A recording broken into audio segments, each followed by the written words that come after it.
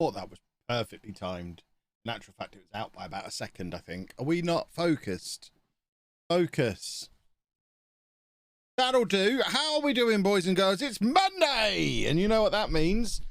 It's stream o'clock. We're starting the week with good intentions, as always, of streaming every day. However, we're not going to be streaming tomorrow because I've now got a physio appointment on my broken knee. What I have got, though, is Top Trump's quiz, which I got for Father's Day. It's the World Football Superstars Top Trumps Quiz with a Twist game. 500 questions. I don't know how it's Top Trumps, because it seems to be a quiz. But look, we've got quiz. So for the network game this week, assuming Jack's internet ever gets fixed, for the network game this week, we can have some quiz time. Perhaps someone could ask Ben the quiz questions while the rest of us are playing in Europe. That might be good. Nathan, thank you for 8 months. How are we all doing on a Monday afternoon? Stream schedule for the week. I'll get that out of the way now, because then I've said it then, so no one has to ask anymore. We're streaming this afternoon. We're not streaming tomorrow because I have a physio appointment. We are streaming Wednesday. Thursday, touch wood, if Jack's internet gets fixed, will be the network game. And then Friday, we are streaming. It's a busy, busy week. And it's also the countdown to the Content Creators Cup, which is this Sunday in Ilkeston, where I manage a real football team. Well, okay, a football team of real people for the first time in my life. It's going to be amazing. Should we do a YouTube intro? We should probably do a YouTube intro. Where's the YouTube intro screen? There it is, look. Oh, boys and girls, I guess I should be telling you the story of the first half of the season. We're mid-table, we're in the knockout rounds of the Conference League, all that kind of stuff. But none of that really matters. We've got Wonder Kids on the way, including, if he gets a work permit, Showy Forward. And we're all very excited about the impending arrival of Showy Forward in what will be a club record transfer. And there we have it, boys and girls. Oh, there we have it. Oh, if you missed the stream on, was it Friday? I think it was Friday. If you missed the stream on Friday, we have transfers going on. The transfer window is going to open in a couple of days, and things are going to happen. No 2 times network game then. Well, yeah, it's all down to Jack, isn't it? If Jack's internet gets fixed this afternoon, we might do the network game tomorrow. Who knows? How far is the YouTube channel behind? It's completely up to date as of this morning, I think. If Chris is in, he can confirm. But I think the video that came out on YouTube this morning was Friday's stream. So YouTube, for once, should be completely up to date. It's usually a stream or 2 behind. I think it's completely up to date at the moment. Sifnar, thank you for 12 months. Best year of your life, I'm sure you'll agree. But yeah, transfers and stuff. What was I saying? League is fine. We're mid-table with a game in hand. We could get back into the European spots. That's fine. We absolutely dominated our Conference League group that contained Roma, beating them twice. So we're straight into the second knockout round of the Conference League. We obviously don't know who we're playing in that yet. But the really exciting shenanigans are the transfers that are already arranged for the 1st of January. We've got 1 in, 1 out in each position. Fabio Guzman is leaving for £12 million. And this guy, Fabio Rodriguez, who is going to be a new backup right back for us, who'll eventually be homegrown at the club. He's coming in. We arranged that one in the summer. Doddy's leaving for £12 million in midfield and hopefully being replaced in a £71 million deal for Showy Forward. Because we just got really excited about him on Friday afternoon and we've decided we want him. He's got 20 flair and he's still only 18. The idea of someone with 20 flair becoming homegrown at club is spectacular. And then we've got Sandro leaving for £2.5 million up front, and Enrique Juarez is already confirmed to be joining us from Cruz Azul, and he's going to be a direct striker replacement for Sandro. So we just need that work permit for Showy Forward, and then we're throwing all the money at him. Oh, Showy Forward. Look at him. Look at him! You can look at him while I thank the subscribers. Bill, thank you very much for 5 months. Crazy Brits in for 11 months. Thank you very much. Chris Hall, 6 months. Thank you, one and all. The reason we're so excited about Showy Forward is I've never seen a player with a media description of Showy Forward before. I mean, that's spectacular. I didn't know that was a thing. So we want him, even though we're spending £71 million on him. It says 50 million there, but here it says 71. I don't know how much we're paying for him. Either way, we've only got to do 12 million up front, which we can afford, and future Kev can worry about the rest of it. We're going to do a Leeds. It can't go wrong. We're going to throw all that money at him, gambling on him getting us into the Champions League, and therefore paying for himself. And I can't see how that could possibly go wrong. There's no downside to gambling on getting in the Champions League, I don't think. Let's go and play Blackburn. I think this might be a game in hand for us, which would hopefully, if all goes to plan, put us back into the top 7. Yeah, so we play Blackburn, Man United play Liverpool. So obviously we're the big game of the 27th of December. And fingers crossed we can pick up a victory and get ourselves back into the top 7 and the glorious positions that are the Conference League qualification spots. Oh. Why didn't I just loan him for a year or two? What, Showy forward? We want him for ourselves. I think he'll cost more than 71 million in 2 years' time. We want him to be homegrown at clubs, so we have to have him in now. And I don't think we'd be able to loan him for the 3 years we need him to become homegrown. Because I think he'll be a £100 million plus player in no time. And if he's not, I'll blame it all on you lot, because we've been quite sensible with transfers for the 20 years of this save until we saw him and fell in love. So the best thing is he's not even ready for the first team yet. That's my favourite part about him. Kevin, please do a thumbnail check. Am I checking my my direct massages for that, Clates? Is that what's happening? Oh, I like it. Yeah, that'll do. Good work, Mr. Clates. Good work. Yes, we'll take that. Thank you very much. Sold. When in doubt, blames chat. Exactly. I mean, it's the logical thing to do. Why are we not winning yet? What's going on here? I don't approve.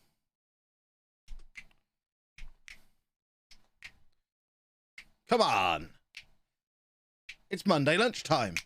Let's all have some fun. Jim, thank you for 9 months. Swapping Fabio for Fabio at right back. Only because the replacement is called Fabio. That seems fine. Seems reasonable. Fabio Guzman wasn't a right back until this year. Until we stopped playing him at centre back, and then he became the best right back in the Conference League after we'd agreed to sell him. But luckily, we had already agreed to bring the other guy in as well.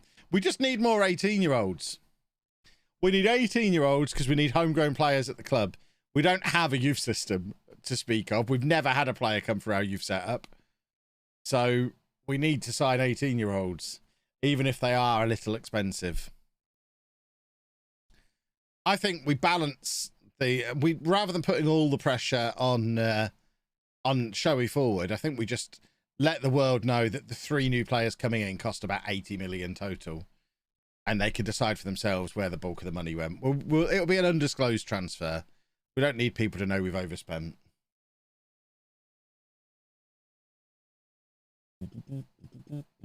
Chris is in. Everyone wave at Chris. You'll be glad to know, Chris, that today I don't have the air conditioner on, so you don't have to drown out the entire video with music. Which, for the record, he did do under instruction and duress, because I insisted on having the air conditioning on Friday. Those of you who claim you can't hear that background noise, you're damn liars! It's definitely there. Oh, dear. I'm a little chesty today. Wandering Bolt, thank you for 17 months. Oh, we got a hype train as well. Oh, what a day. I always knew Mondays were good. Morgan's in as well, 19 months. Beautiful. What do I think of Posh getting a Chelsea youth goalkeeper? I mean, he's 6'7". There was a brilliant picture on... I need to find it. There's a brilliant picture on Twitter. I can't remember who posted it now, which is a bit of a shame. I'm just flicking through to see if I can find it. I probably could have left the match running. There's a brilliant picture of him with the Chelsea youth team where because the picture wasn't of him, it was with a couple of his teammates. It's him from shoulders down. You can't actually see his face, which I thought was brilliant. Yeah, we've signed 2 lone goalkeepers over the weekend. One from Hull, who's 6'4", one from Chelsea, who's 6'7". It's almost as if we've decided one of our issues last year that was that we didn't have a massive goalkeeper. So I like it. Bring on the Giants. They're doing Kev-style transfers. We just need to apply those heights to the rest of the team now. Being enormous isn't just for goalkeepers. We want guys like this. Good old Cadrich at 6'8". That's what we're looking for. Freeman Ben, thank you for 2 months. And Bantsy, thank you for the Prime sub as well. Much appreciated.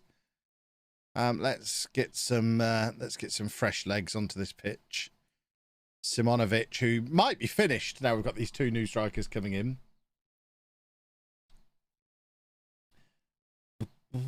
Signing Hull's 3rd choice keeper is a better one.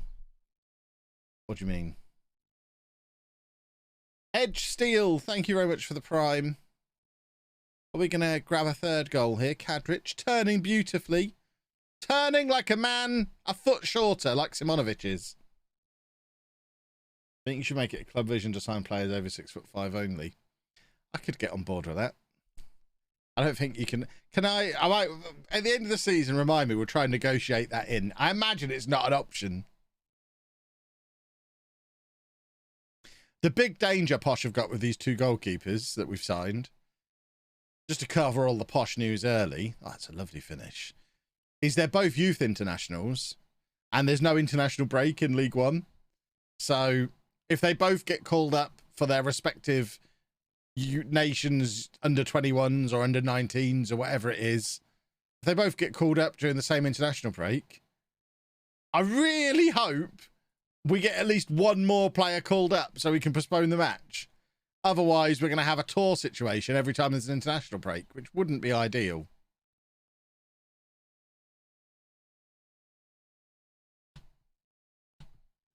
Does the huge height really help if they aren't a centre-back or a striker? Yeah, because it makes them look cool. One of our attacking midfielders, Beefy, he's 6'5" or 6'4", I think. Beefy's a big boy, and he's our best midfielder. So it definitely helps. And we do score from corners every now and again, which is nice. We have a guy who's 6'5" taking our corners. That's how big our squad is. That's when you know you can show off. When you've got a player taller than everyone else on the opposite team, and I'll just have him taking the corners because we've got so many players in the middle already. He can just take them. That's how you intimidate your opposition, having a 6'5" guy take the corners. What is going on at the end of this football match? But this was supposed to be a comfortable win, and Blackburn seem to have woken up, and I don't care for it. Pack it in. Okay. They packed it in. That's all right then. Little bit of late shenanigans to deal with there, which I don't care for at all. Right, I think that's the last match before January, so we can finally find out about the Showy forward situation. I'll be very upset if after all this build he doesn't get a work permit, because I think for 71 million we probably can't sign him without a work permit. We probably have to draw the line there. Or do we? Frank Lampard's been spotted here today. Who's he looking at? Nosing around our team. Probably looking for management tips from a pro. What do you want, Frank? Oh, you're just watching Devon Creel. That's fine. You can watch that. I forget in this world Frank Lampard is back at Chelsea. Because this world is bonkers.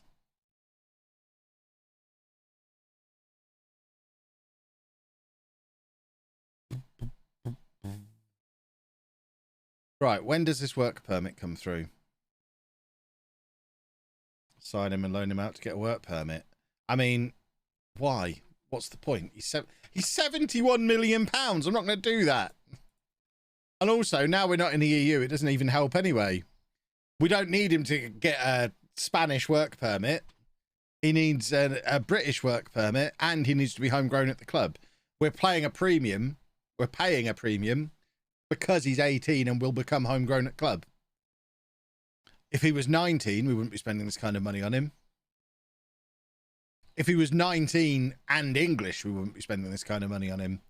It is just purely we're paying for homegrown at club. That's what we need.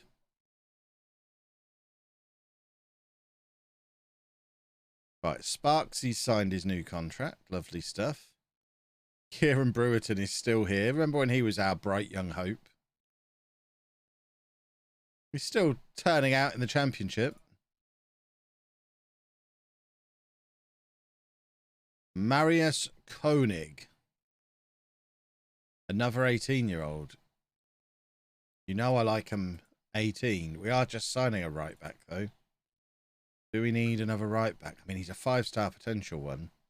Can we afford him, I guess?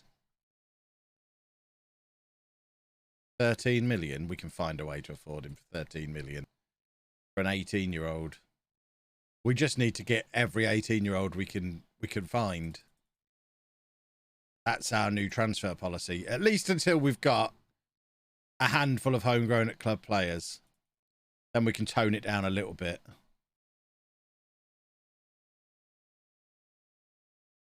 There we go. He can play centre-back in DM as well. He'll be fine.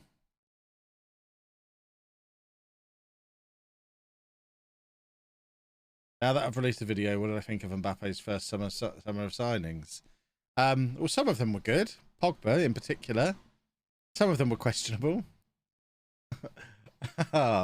Very questionable.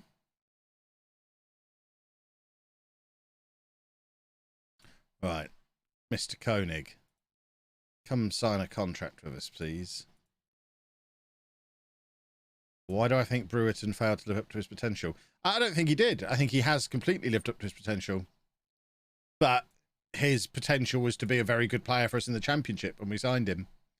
And now we're challenging for Europe. And he was probably never that level. So I think Brewerton has lived up to his potential. Showy forward has been granted a work permit. Except before I chicken out, because it's such an expensive deal. Showy forward is coming in. Oh, he better be good.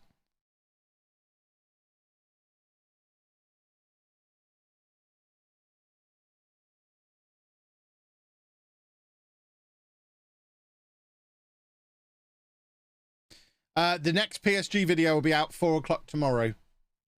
I haven't recorded it yet, which is why it's not out at 4 o'clock today. But yeah, it has hit 5k likes now, so it'll be 4 o'clock tomorrow. The days that that's out, there won't be a tour video. Because I'm not doing 2 videos in a day. They just cannibalize each other. So, yeah, that'll be tomorrow. That's the thumbnail Clates was just showing me. The thumbnail for tomorrow's PSG video. Which I will record later today, probably. He's going to turn up and no longer be labelled as a showy forward. I would be heartbroken. Oh, can you imagine? Right, Crystal Palace now.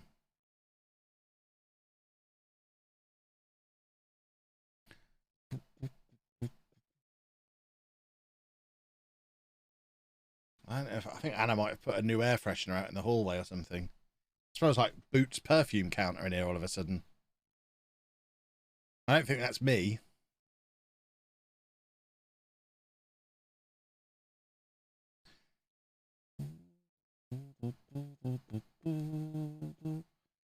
Right, come on then.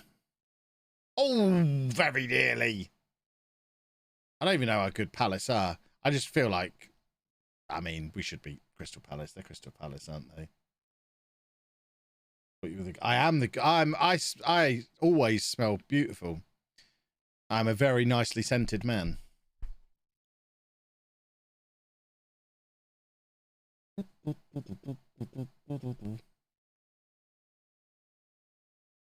Daddy Din, thank you very much for the prime.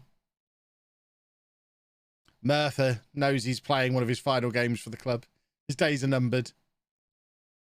Merthyr probably be fine, because of all these players we're bringing in, none of them are really out-and-out goal scorers.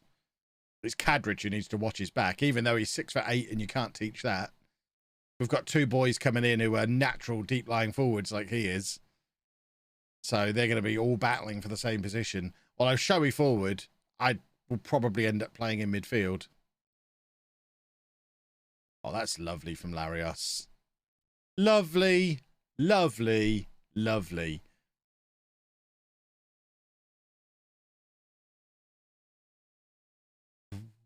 He kind of brings it down on one shoulder and nods it to, sort of knocks it over to the other shoulder. You might as well have caught it. Look at that. Look at it. Oh. Might be time to play 4-3-3 narrow. Beefy's our best player. Train Cadrich for centre-back. We've got good centre-backs. I mean, we're reaching that point where not everybody has to play every game. We're not just a good team now. We've got some good squad depth. I think we'll qualify for the Champions League this season. So I think we are. I think we're getting closer. I think we're getting closer to being a super team. Because remember, last season, when we did the Twitch version of Non-League to Legend and got to Sheffield United when they were in the Championship, we got promoted to the Premier League, qualified for the Champions League, then won the Champions League. It didn't take long to turn a mid-table Championship club into Champions League winners. We signed a couple of players along, hopefully, I'm hoping, along the lines of Showy forward. So you only need a couple of them to go and win the Champions League.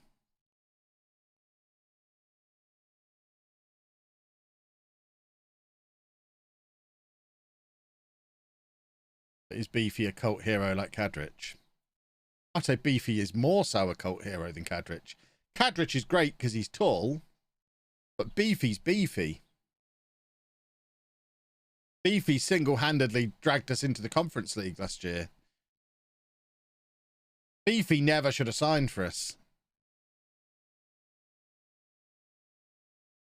Birmingham's ground has never seen so many good players. Exactly. The unsung hero now are in there in midfield, just pulling his 6.6 like he always does. But it doesn't matter because he's just going to break anyone who comes near him.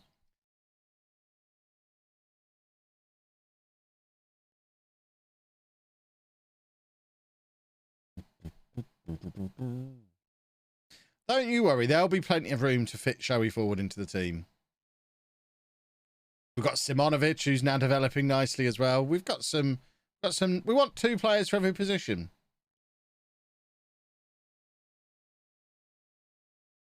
It's good to see Vold developing as well, getting some game time. Simonovic grabbing a goal. Get your finger out of your ear, you filthy pervert referee. Hands where I can see them. That was a goal. As you were, referee. Oh, I thought I was going to have a fight for a minute there. This is lovely football. Oh, Beefy, so nonchalant. To me, Vermonti's still the biggest cult hero from anything you've done. Vermonti's one of... Yeah, Vermonti is up there. I'd probably still go Vladislav Lazarov.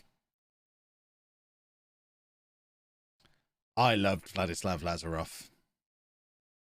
What a man he was.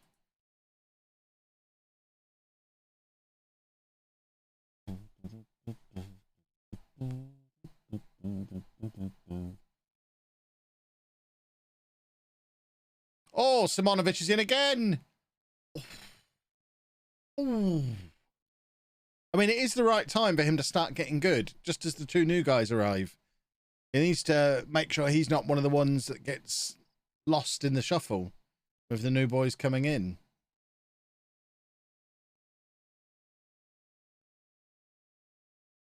Oh, what a pass that is. And now Webby's in. And Webby's missed as well. Wowzers. We have... I mean, look at the state of those match stats. We have had some XG today. 3.02 on the XG. The new strikers are licking their lips. There's goals being left on the table here. We're creating so much. So what am I doing? Bringing in more creators rather than finishers. Because finishers don't seem to exist in this universe.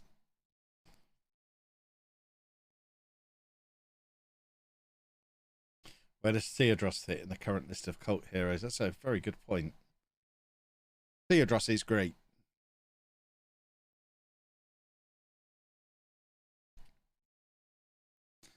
Right, there you go. Halfway point of the season. We are back in the Conference League qualification spots. One moment. Oh, good old hay fever. Oh, I've missed you the last few days. I think it got so warm, my hay fever wasn't really a thing. Now it's cooled down a little bit again. Oh, what was going to burst an eyeball there? Love your references to past save, like doing a Mick Powell. Let me go back and watch earlier saves. Does Theodros still list that one lone club as his favourite club? I think he does, which is brilliant. Theodros.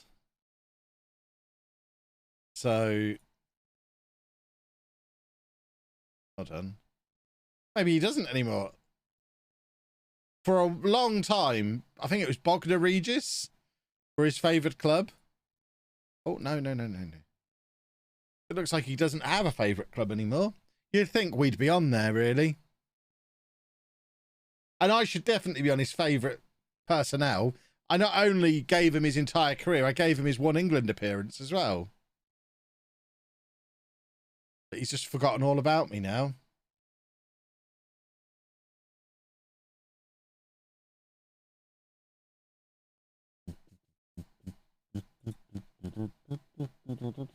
Right, well, we are going to avoid relegation. We are going to avoid a relegation battle. Are we say, is there much difference between them? No, I think we'll go avoid a relegation battle. I don't want to promise mid-table and then accidentally finish 11th or something and be like, oh, well, that's not mid-table. But I think we've already avoided a relegation battle, so we can squeeze a little bit more money out of the board. You can press the arrow to go further right, but I don't want to go any further. I already didn't go all the way to the right of what was available on the screen. Dave, you've killed me. I'm in Melbourne, Australia. Went to Comic-Con 10 days ago for the first time. Bought my first pop vinyl. Now I have 22 and I've 8 in the mail. That is worse than anything I've ever done. You are worse than me. That is brilliant, though. Apparently, Showy Forward cost a little too much overall. He is 5 stars though, which is good. And we didn't overpay. We paid 71 million. He's worth up to 80. He's our 9th best attacking midfielder. Our 6th best striker. It still says 50 million there, so I don't really understand. I guess, oh, it's add-ons that could take it up to 71. Okay. Well, that seems more reasonable if he's 50 million. Fabio Rodriguez is also still showing as 5 stars, but doesn't have a work permit. That's a little bit of a shame. Can we apply for a work permit, please? Why does he not have a work permit? Why did we sign him without a work permit? And then Enrique Juarez, the guy who's come in for now. Those two are for the future. This guy is for now.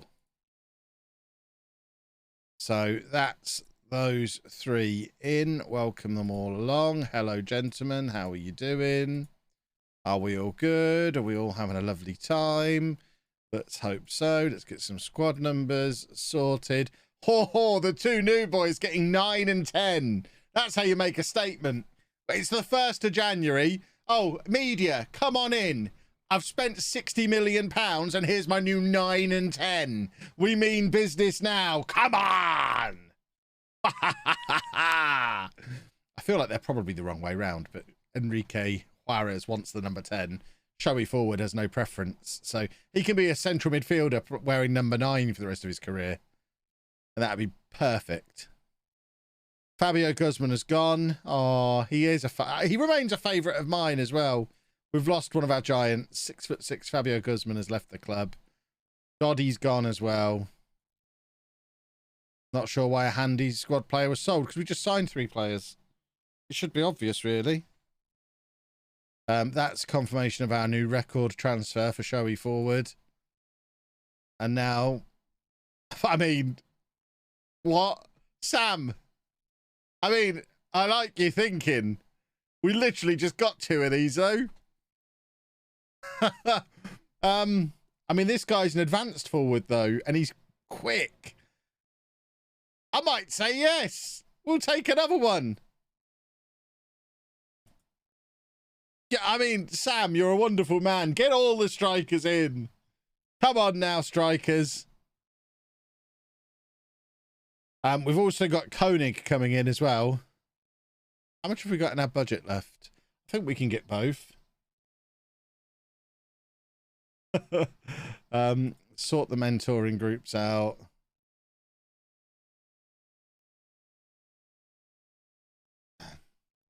M. Fen, thank you for 7 months. If my director of football thinks I still need more strikers after bringing 2 in, then who am I to argue? Especially because Sandro hasn't even left yet. Sandro doesn't leave until March, so, I mean, he's not going to be part of any of the squads, but Sandro is still here. I love it. Get all the strikers in. I mean, Webby's done. We should probably move Webby on. We did pay a big premium for Webby because he was English way back when. Right, Fabio Rodriguez has not got his work permit. So now we have the difficult decision. Do we send him out on loan to get a work permit? Or do we keep him here so he can become homegrown at club? When's his birthday? Oh, his birthday's not for a year. So he can go out on loan to someone for 6 months, play some games, come back in the summer, and still get a work permit then, and then still become homegrown at club. That maths works, doesn't it? So let's loan him out somewhere.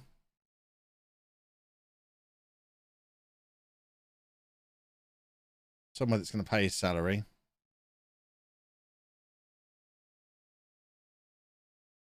Goalkeepers are for cowards. We don't need a goalkeeper. What are we going to do with a goalkeeper? We don't need one. What I do need to do is check that we can actually register a team for the Conference League, which is now much more difficult to do because Doddy and Guzman, I think, were both homegrown in England.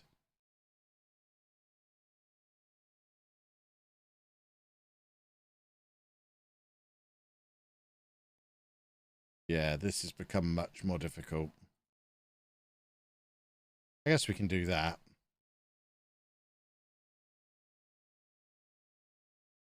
So we can still just about do it. Okay. That's fine then.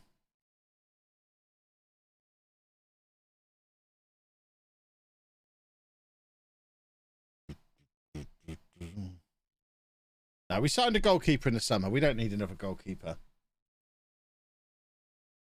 If there were good goalkeepers out there to buy, we'd have already bought one. The fact that we haven't already bought one shows there are none. Therefore, there's no point wasting our time looking. That's called logic. Right, they'll want him until December. We don't want that. We need to be very careful with these loans. Because we can't loan him out for more than 6 months. Yeah, end of next season. No, thank you. Antwerp. He'll come back in the summer. And so, as with PAOK. So he needs to go to one of those two. We need to... I mean, Monterrey are the one that you wanted to go to. Yeah, that's the one we've said no to. You're going to Antwerp or PAOK. And you just need to go and play games for them. And then come back with a work permit. That's your homework. And then we'll take another striker who wants me to sign more strikers. I don't think he understands just how loaded we are up front. He thinks it's a good idea to bring in even more strikers. Am I going for pre-contracts? Only if they show up on my scout report. I'm not going to go deliberately hunting for them. I never really do.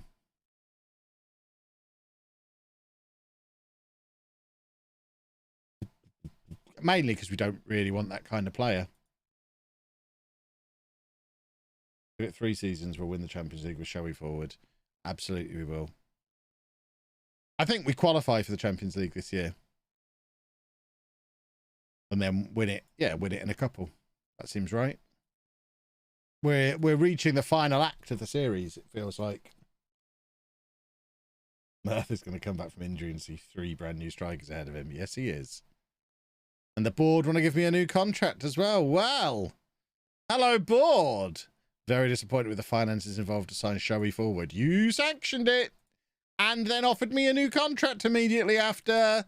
So how disappointed were you really?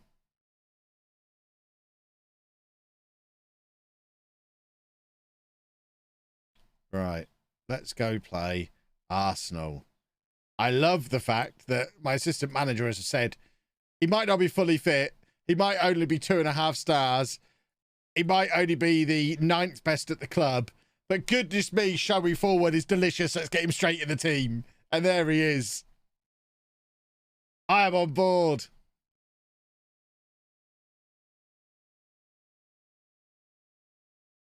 Showy forward and Juarez both making their debuts. I mean, it's largely because everyone is shattered after playing Crystal Palace a couple of days ago. Creel's suspended, Merher's injured, Lundmark, Vold, Dolman, Kadrich, Nawor, Beefy, Weaver, Larios, none of them fully fit. So we are playing a very heavily rotated team against Arsenal, who had a terrible start to the season, if I remember. These two new boys are tiny. Tiny boys. And they are now up to 5th, though, because of Thomas Tuchel.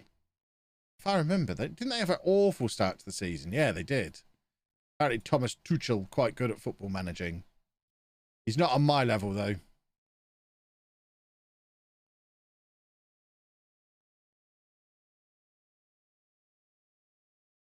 Right, come on, Showy forward.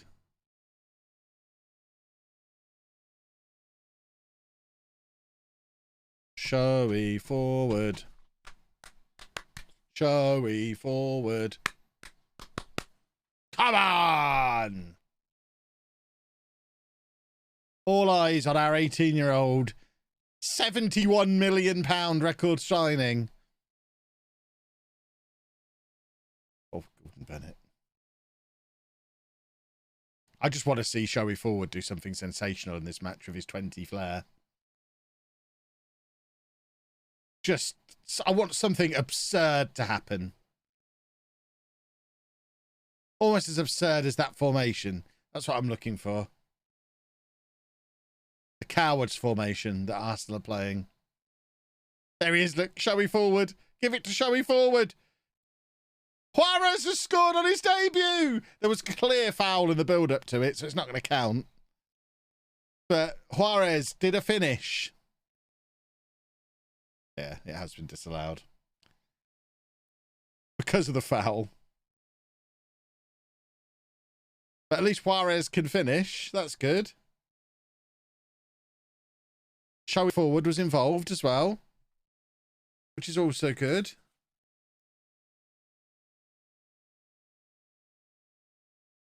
That's not so good.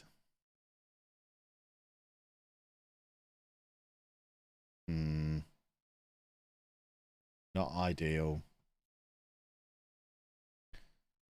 Come on, boys. Meerkat, thank you for 8 months. Oh, our team is shattered.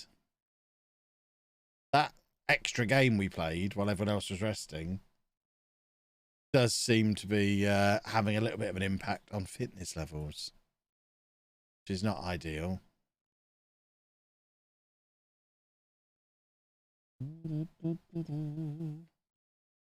Come on, boys. Let's encourage them. Give it to Showy forward. Oh, Webby. Webby. Run, Webby. Webby's not tired. I don't know why he's not chasing that. Godwin playing centre-back in the Premier League is alarming. Oh, Webby, you've got to do better than that. Come on now. Staniel is in for 7 months. Thank you very much. Saka is now wearing the number 3 shirt for Arsenal and playing left-back. That's not the career he expected to have.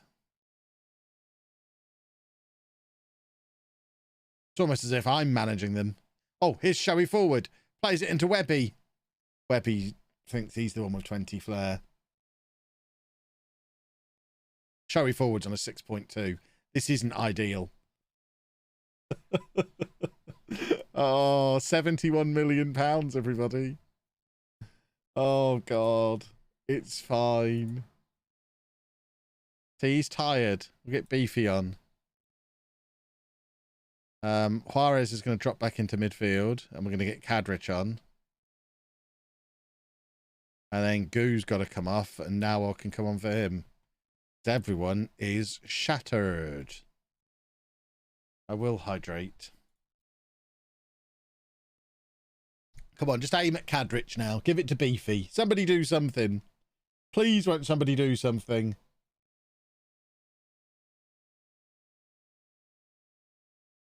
Here we go. Oh, for goodness sake. Someone did something. It was pathetic. That's what they did.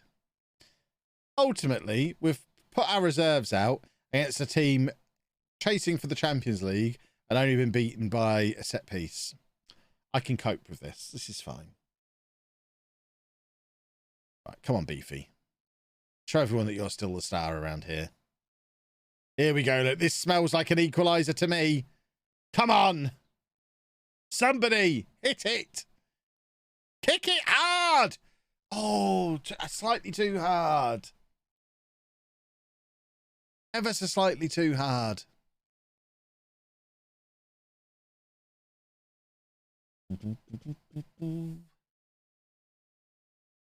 I blame Sparks for the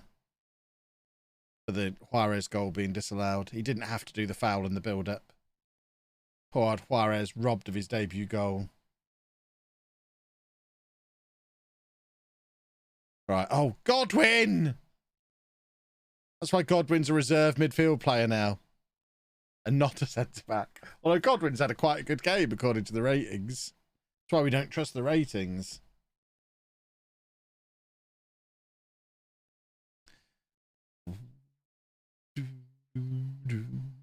Our centre parks. Splendid. What happened to Theodros? He retired. Not before playing for England, but he did retire.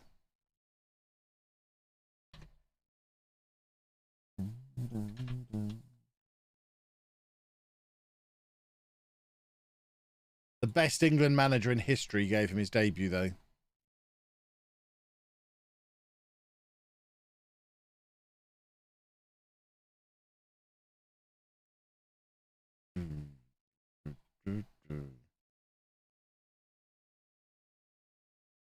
Oh, we play Tottenham in the EFL Cup. It's all cup games now for 3 matches. He's not a staff member yet, no, because he's still playing in America. Like I said, he retired. He went to the MLS.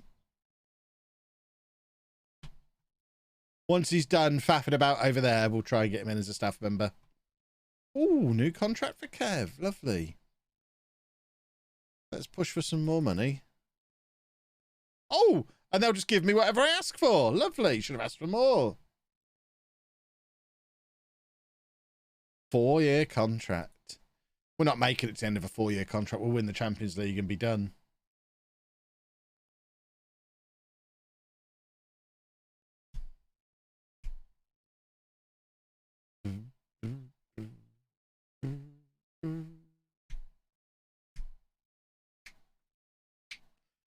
Tim Jacko, thank you for 31 months. New house. We'll move house in the summer when we move back to Leamington again. So at the moment we're playing at Birmingham. Right, Koenig is coming in. Good. That's another youngster through the door. Another 18-year-old. We're loading up on him now. Marius Koenig. He'll do. He will do. We've got a little German contingent forming amongst these young players. Showy forward and Koenig and Dolman. We've got lots of little Germans knocking around the place. Excellent.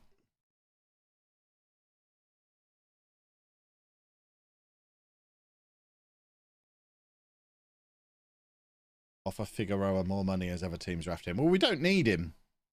If he chooses to come to us, we'll take him, but we don't need him, so I'm not going to push for him.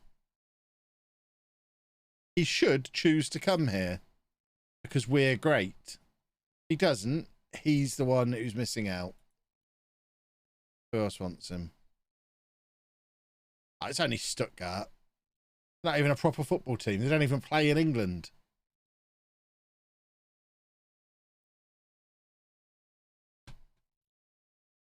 I won't be streaming tomorrow. No, I am finally off to the physio about my knee tomorrow. I had a doctor's appointment this morning, and they said, yeah, you need to go to the physio so they can assess whether you need scans or x-rays or anything like that. So they did say probably shouldn't have waited 2 months after I heard it pop and then couldn't move it. But to me, that just seems fussy. Right, Pisek we do want rid of. I don't know why he's not already on the transfer list. Get out of here, Pisek. What do they think so far? What about my knee? They didn't offer any thoughts. They just said I needed to come and see the physio so they can have a look.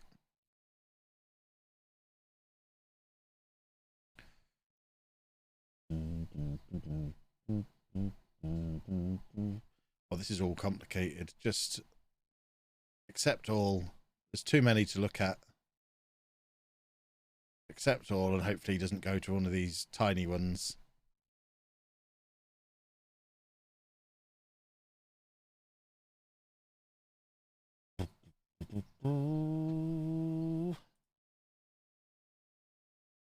Right, this is the big test for Kadrich, because I've toyed with playing him there for a little while. We're playing Kadrich as the advanced forward.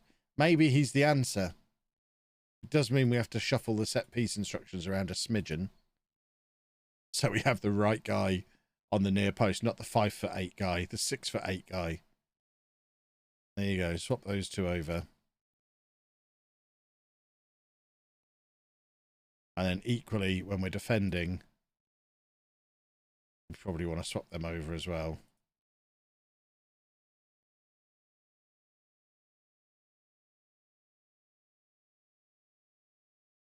Koenig wants the number 7 shirt, which is interesting. I'm hoping he's a magical Kimmich regen. They've brought regens back for one player only. A right back who can play defensive midfield, who's German. He's a Kimmich regen. That's what we want.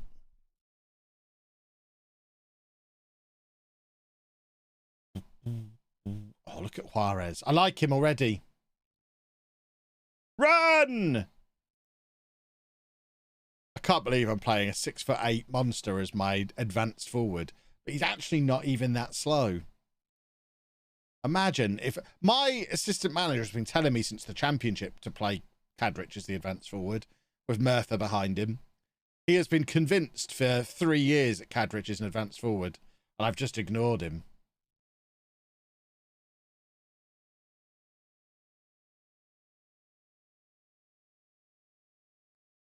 Kimmich's alarm regen.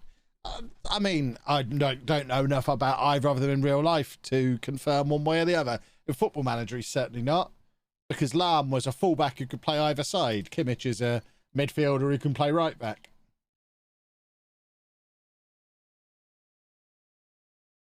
Things might be different in real life, but who's got time to watch real life football when there's Football Manager to be played? Certainly not I. So I don't know that I ever saw either of them play a game of football. I probably saw Kimmich at the Euros last summer.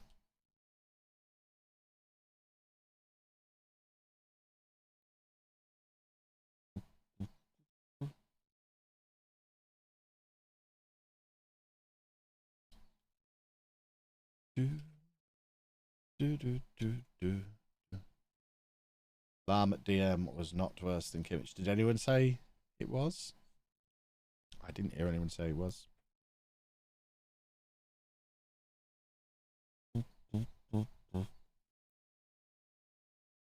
Right, come on. Football time.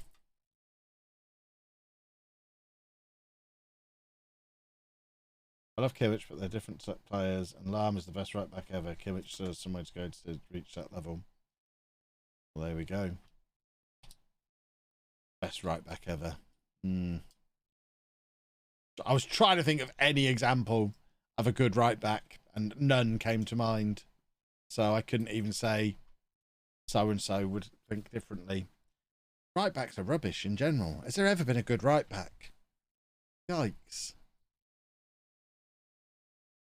Numpty Defiler. What a weird name. Thank you very much for 6 months.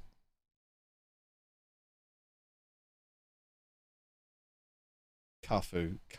Cafu was a right winger who played right back. He was a Kev style fullback. They don't count. He was a winger.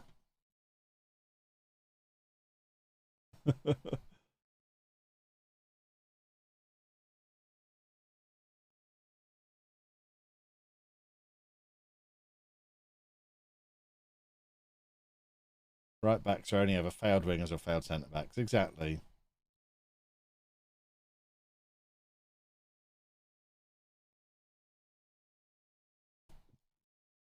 I don't think we're going to win the FL Cup, which I am really, really upset about. I don't know what I'm going to do. I mean, we have accidentally made it this deep in the tournament. This is the first time we've not played the reserves. Probably should have played the reserves. We will play the reserves for the second leg. Now we're getting knocked out anyway. We may as well put the reserves out. I almost brought Showy forward on instead of Beefy. I'm not that mad. Let's give Koenig his debut. Any players a playmaker in there? Not really. It's not really what he's for, is it? He's supposed to be another Nawar in midfield. We'll do that. We've got to give the youngster his debut in his actual position.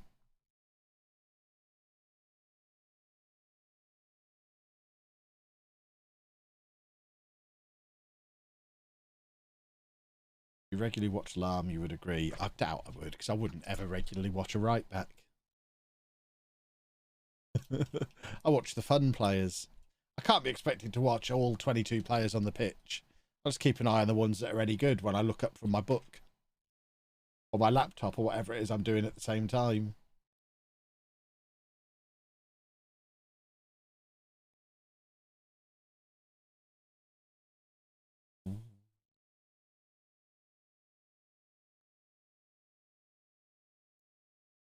Goal back there would have been a difference maker, but no.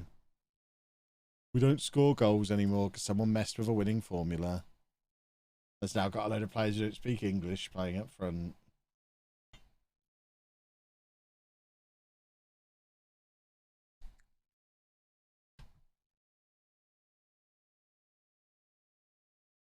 Like, I won't forget Kev saying that playing Spurs is like having a bye. It is like having a bye. But we're a team in transition for the next week or two. Would you consider doing a one-off series like you did with Barca for Spurs to start the season with 700 million debt? Probably not, because they're not struggling as a result of the debt, are they? They're not having to sell all their players. If it came into the media in the next couple of weeks that the debt was a real serious problem and they ended up releasing Harry Kane as a result, then yeah, absolutely. But the interesting thing about the Barcelona series for me wasn't the fact the club were in debt. It's the fact that because of the debt, they lost Messi.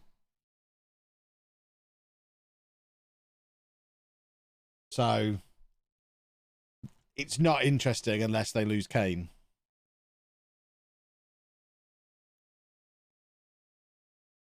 Which seems unlikely given that they're already signing players this summer.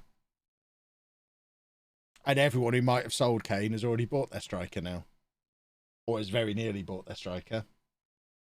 Perhaps he'll go to Real Madrid. Any ideas for the next Twitch save now we're winning the Champions League in a couple of weeks? It'll have to be something relatively short.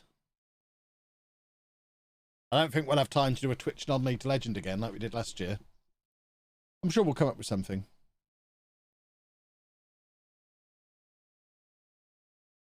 There you go. We're not getting Figueroa, which is probably for the best. Oh, hold on. Was that Rodriguez going somewhere?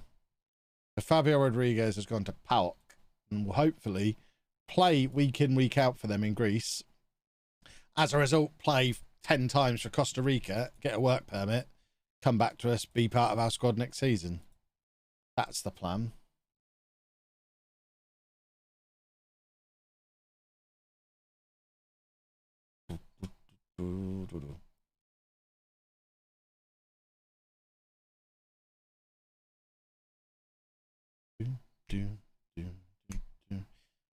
Yeah, I saw that the Mbappe video pushed past 5,000 likes this morning, so the next video in that series will be tomorrow, 4 o'clock, instead of tour.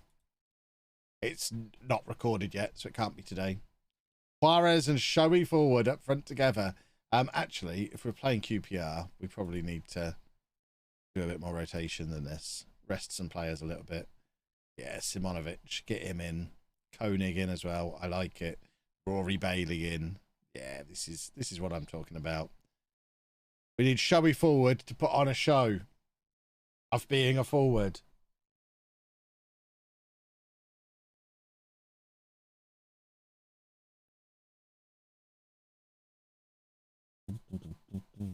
Come on, Showy forward. It's only QPR. Do something spectacular. I'm also keeping a very close eye on Rory Bailey, who has now moved up the pecking order of defenders. Now Guzman has gone. There you go. That's an assist for Showy forward. Surely it is. A first assist for Showy forward. He looked like Beefy doing that. The difference is Showy forward is 10 years younger than Beefy. And played a pass like that. Is it one touch? Of course it's one touch. Bang. Showy forward. Less than 2 minutes into the game as well. He's going to do a 10 out of 10 today.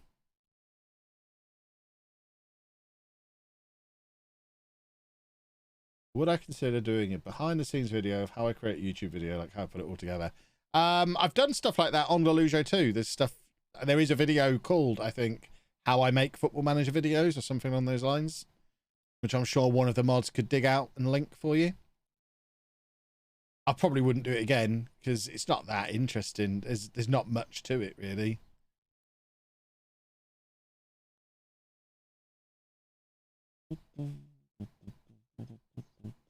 Showy forward's the best midfielder ever. Exactly. Is Cooper getting booked here?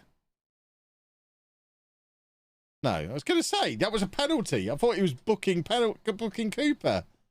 It's outside of the area.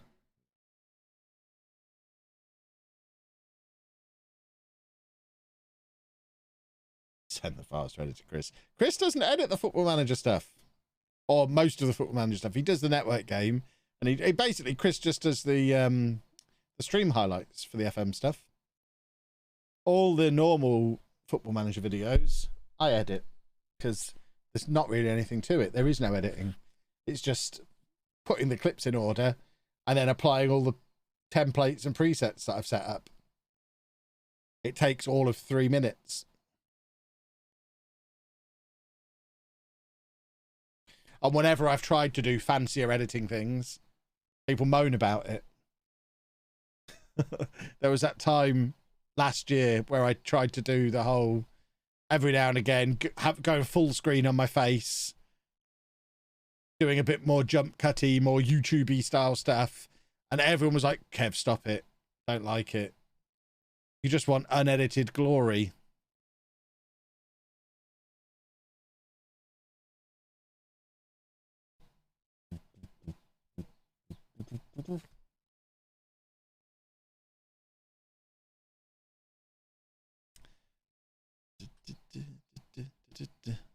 That's a lovely finish from Larios. We're going to call him Showy Larios. We fear change. Yeah, exactly. I toyed with the idea of the both the Mbappe video and the England video that I put out over the weekend. I did toy with just chucking them both at Chris, saying do something with these, make them fancy, but then thought people just moan, so I'll just do them normal. We'll have no fancy here.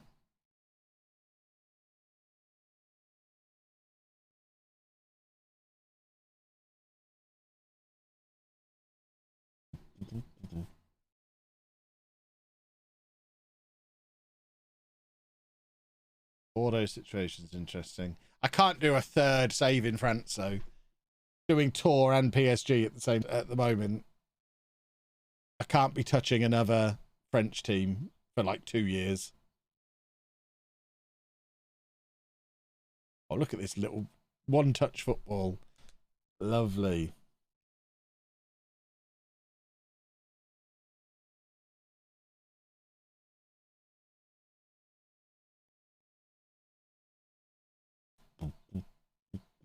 Showy forward involved again.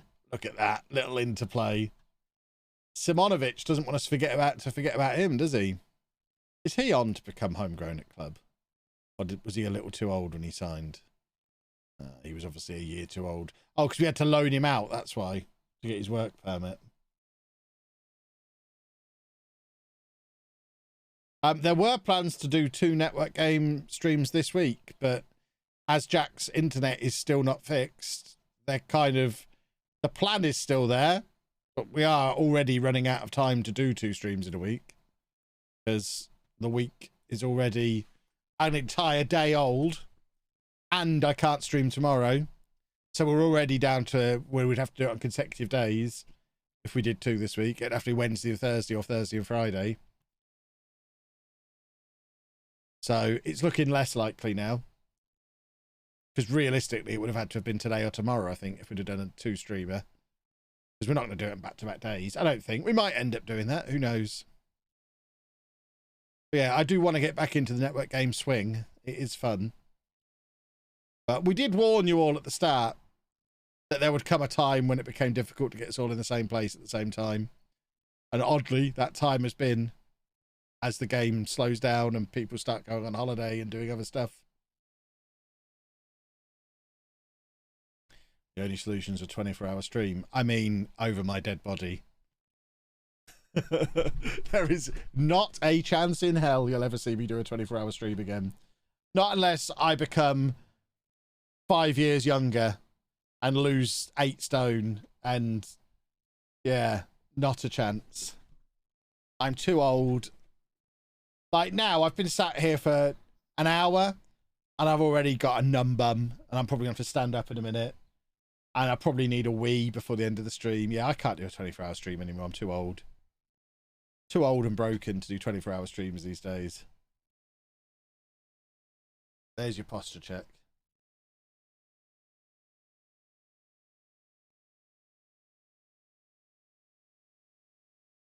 I keep meaning to mention to them that when Zealand's in the UK, we should... I don't know if he's got any time left on his schedule while he's here. We should do the network game in person. I don't know logistically how that would work. Because we'd have to book somewhere to do it. None of us have... I've not been to Ben's house, but I assume none of the 3 of us have got a house big enough to host all 4 of us in for a network game. With 4 PCs set up. So we'd need to hire somewhere, which probably rules it out. But it would be awesome to do it in person.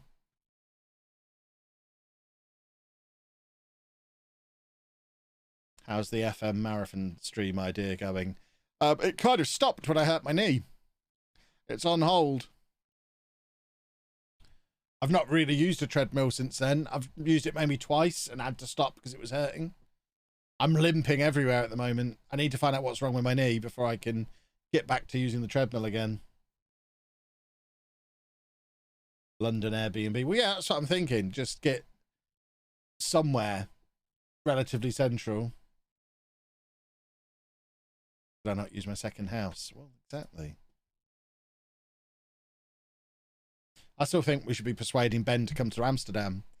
And we could talk to Twitch and say, look, this is a Twitch series. Give us a stage for 3 hours. We need 4 PCs setting up on it. And just leave us to it. There'll be people who'll come and watch, we promise.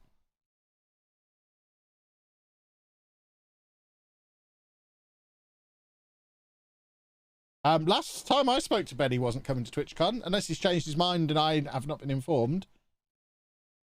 I don't think Ben's coming.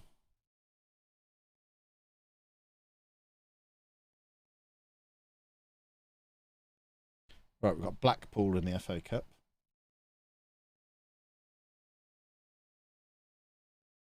Ah!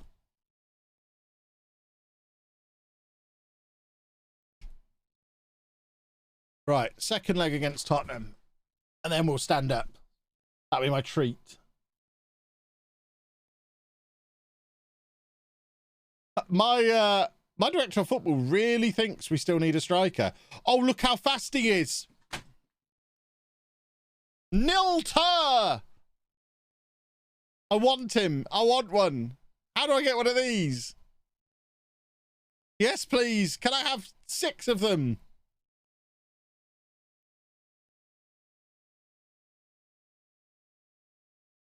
He's not too old. 26 is fine. Beefy was 26 when we signed him.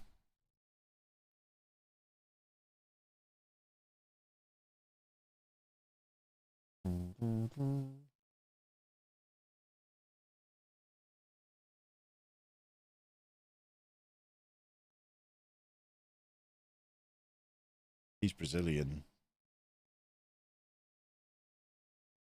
The other one the director of football wanted went to Stuttgart instead because he had no ambition. Why is Josh Cooper transfer listed? Too right, he has no business being transfer listed. Who transfer listed Josh Cooper? Madness.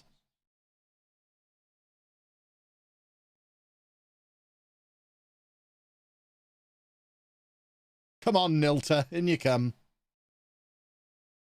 Come on. Come and play for Leamington. Have a lovely time.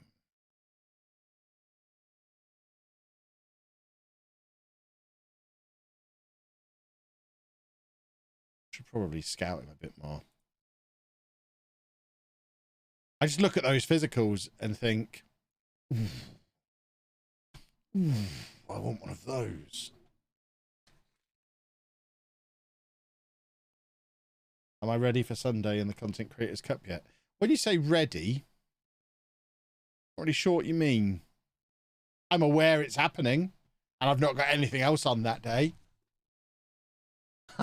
How much more ready do I need to be?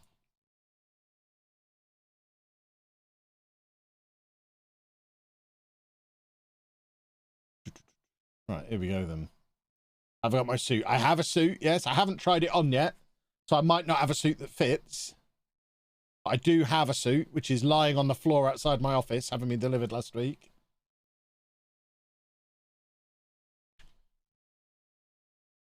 Red Star, thank you for 29 months. Lovely, lovely, lovely. Come on, we need goals today. Goals, goals, and goals, please.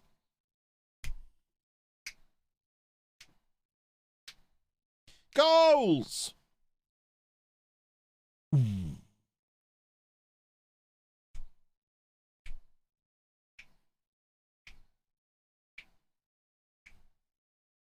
Come on. Everybody click your fingers. Click with me now. Oh, we click for goals. How has Kadrich only got 3 goals this season? It's about time we stop playing him as a deep line forward. It stops him scoring. On courage! We're going to go and we're going to win the EFL Cup.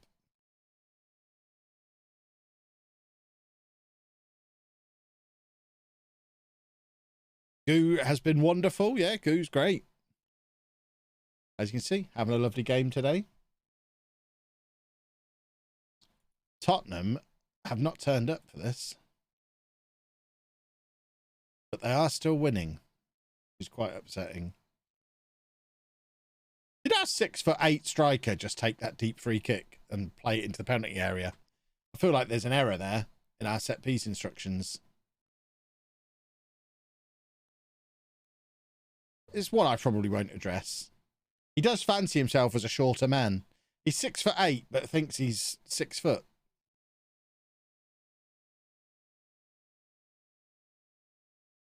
Oh, that's a good ball. Oh, that's upsetting.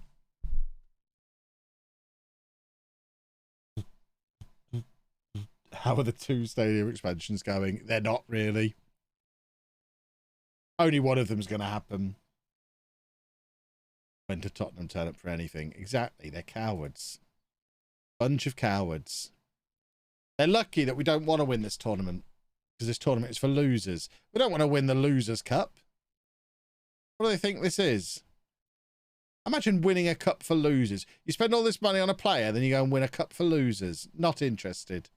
We'll win a proper competition, please and thank you. We've still got the Conference League to go and win. That's where the action really is. That's the one we care about. Conference League champions. Come on.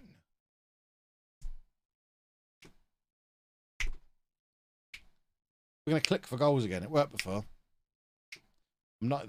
The tune isn't quite right for clicking for goals now. It's changed. It's like, that's a lovely finish. Oh dear. Oh dear me.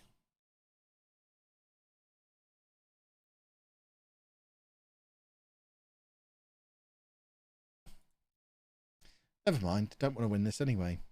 Who have we got on the bench? Is yeah, Showy Forward is down there, so we can get Showy Forward on and have another look at him. Conference League is a tournament for winners. It's the big one.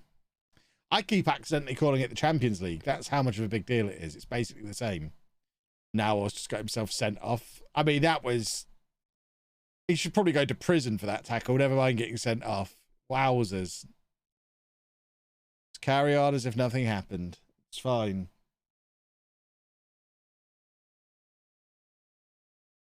Oh, my word.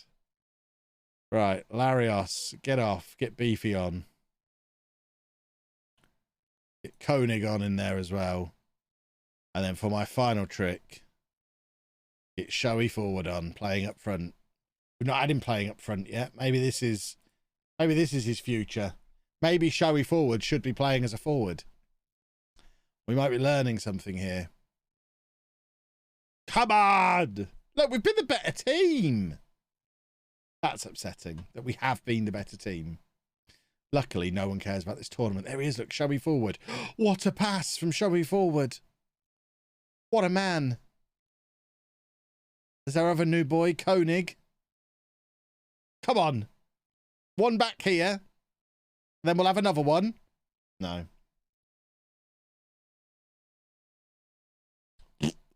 Stupid tournament that no one cares about. Boo and hiss. We're going to stand up now. How do I stand up on this thing? Up we go. Something was where it shouldn't have been there. We're not going to worry too much about that. Ouch! My stupid knee. Ah. Where's the other camera? There he is. Hi! We're standing up now. Oh, that's much better on my butthole. Not that my butthole is injured anymore. My butthole's fine now. But the whole buttock region does get a little achy when I'm sat down for that long. Did I watch Road Rager? I morally object to calling TV episodes something stupid like that. I watched Dynamite, and I won't refer to it in any other way because it's dumb. I've just dropped my remote for my fan. Yes, I did watch Dynamite.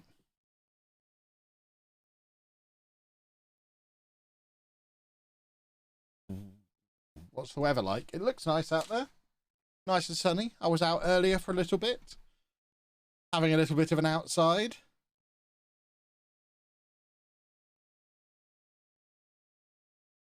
Yeah. Lovely. Lovely weather.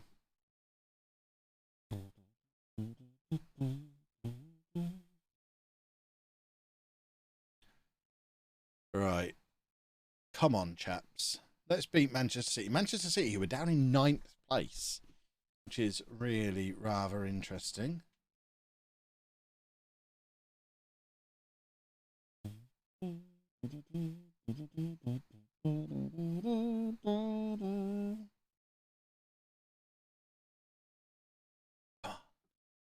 Come on! I don't know where my bottle of water's gone. I'm sure I had a bottle of water. Might have to go and fetch one. After we've beaten Manchester City. The game decided we weren't allowed to win the Carabao Cup, but it might let us do well in the Premier League. I hope. Ah, knocked over my can of sparkling Evian from the other day, which is still on my desk.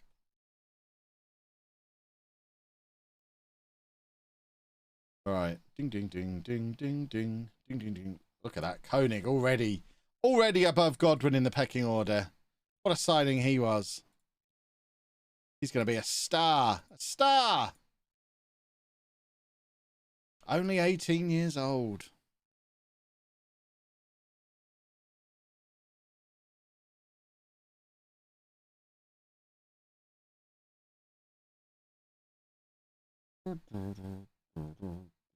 City in 9th is interesting. City do have these transitional moments in FM because they build wonder teams every now and again. We saw it in non-league to legend with what would have been the same squad. They hit that point where they lost Mbappe, Adeyemi, a couple of others all at the same time because they assembled a wonder squad early on. Bellingham, I think they lost as well. They just lost them all together, and it looks like they're now going through that in this save. So it looks like the only one of that group of players that they had that's left is Bellingham. So they're doing a rebuild. So they'll have an iffy season where they're down there doing the rebuild, but then they'll win the Premier League next year because they'll just spend mega money to get the rebuild done.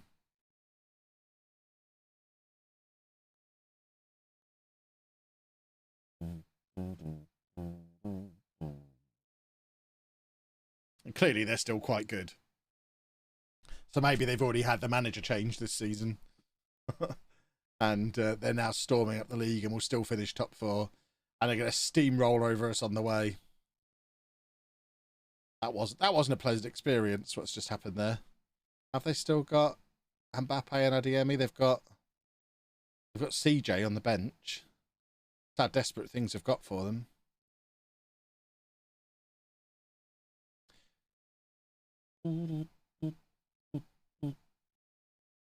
That's their left back getting all those crossing positions. Wow.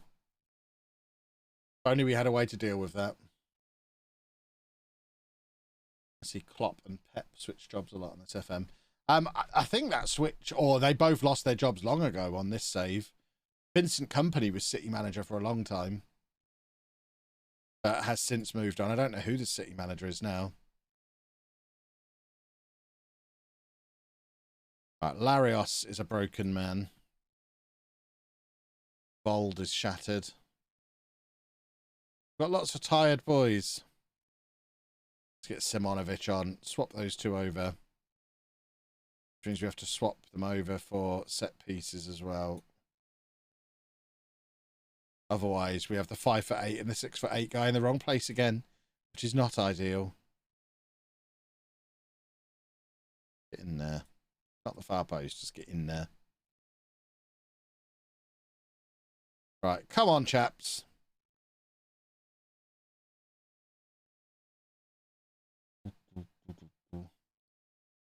Notice you're playing a ball-winning midfielder. Each time I set that role, the player gets booked almost every match. Yeah, they do get a lot of yellow cards. My regular one is currently suspended. So, yeah, they do get a lot of yellow cards.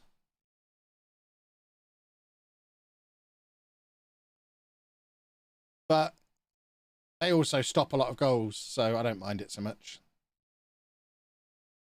Right, we have a hairband on the pitch, which has always been important for Leamington.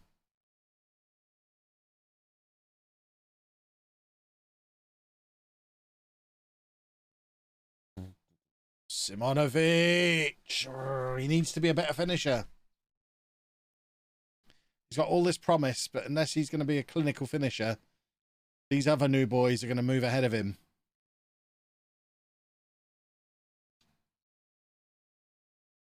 What was that? What was that? And why was that? And how was that? And just so many questions from what I've just seen. I'm starting to realise why we started the season so poorly. Because now we've got over the halfway point. We're getting some tough matches again. So at least I guess that means we'll finish the season strongly. But we're going to have a tough spell in January. A little bit of player turnover. And now all these tough matches coming back to back.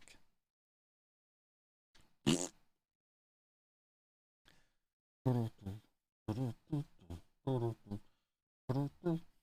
on. Everybody dance with me.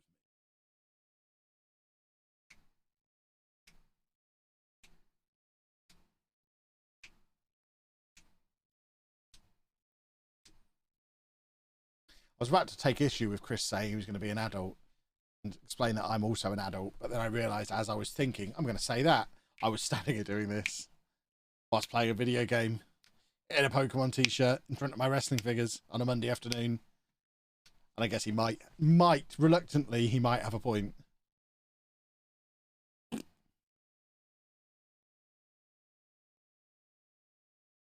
Right, Leicester away. We should win that one. Surely.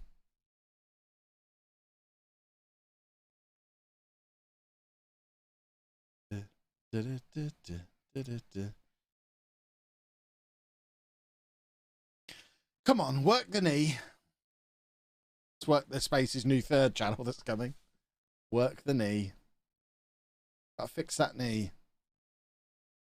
I need to be able to walk all day, every day for 4 days for TwitchCon. 3 weeks until TwitchCon. I need to be fully fit. That's what I'm going to tell the physio tomorrow. We'll have no suggestions to rest it. No suggestions for surgery or anything like that. You've got 3 weeks to get me fully fit so I can do 80,000 steps over 4 days in Amsterdam. That's your goal. Make it happen. Oh, what have I just stood on? I think I just stood on a gibbet off of my shoe.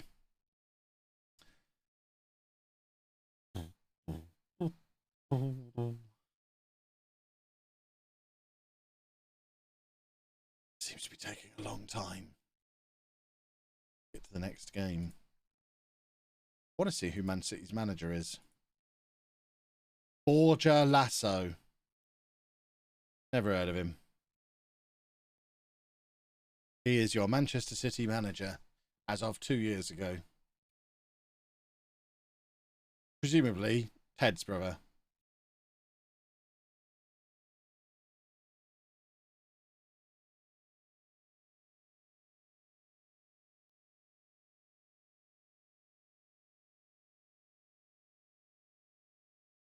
Which, as he's been in the job for 2 years, I'm surprised it's January, they're in 8th, and he's not been sacked. Which is quite interesting. What's he got over the board?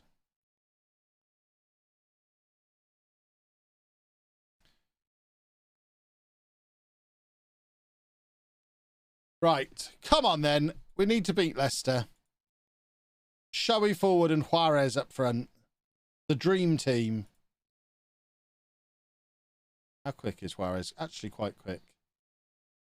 Not mega quick, but all right. An all right amount of quick. Didn't now I'll just get suspended for 2 more games? Hang about.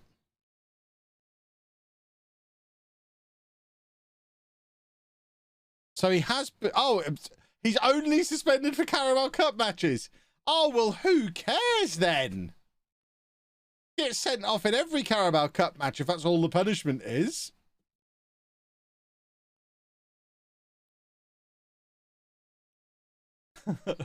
That's the most pathetic punishment there's ever been.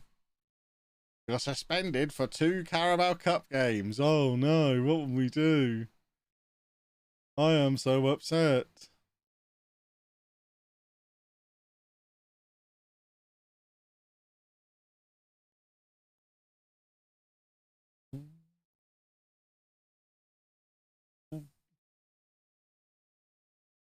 Right. Come on then. Especially because those 2 matches will be in the early rounds next year when he wouldn't have played anyway because the kids will still be playing. So it's literally no punishment at all for him. Come on, hairband. Showy forward has got his first goal. Of course it's a tap-in. It was always going to be a tap-in. But Showy forward has his first goal for Leamington. The first of 400.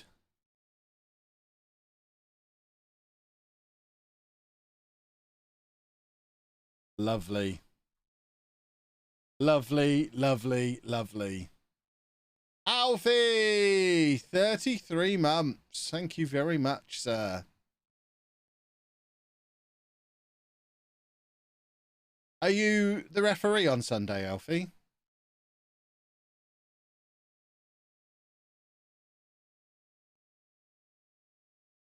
Devon Creel is in.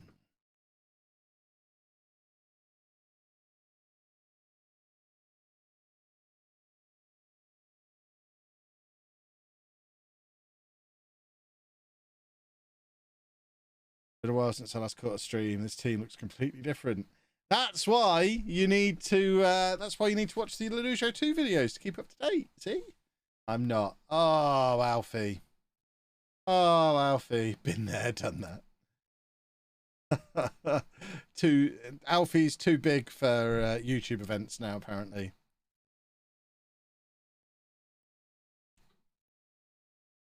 You monster.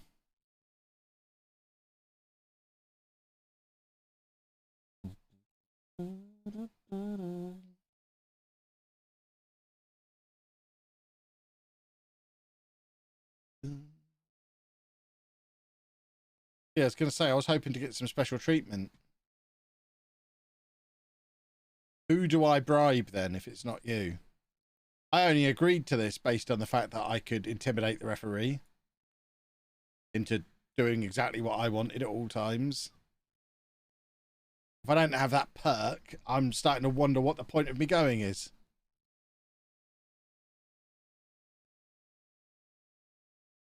Two charity games, 2 red cards, didn't need a hat trick with me on the sideline. Yeah, what are you going to do? Send me from the dugout, you coward?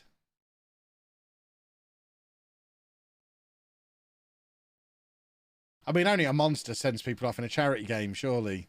Surely.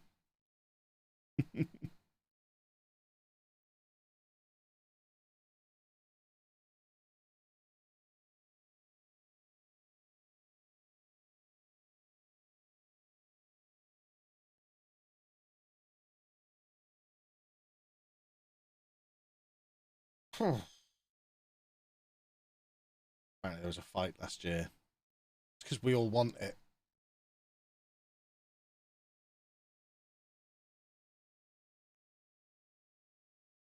We've actually got 3 very good referees. Excellent. As long as they don't mind me coming off the bench in my suit to stand on the near post for corners.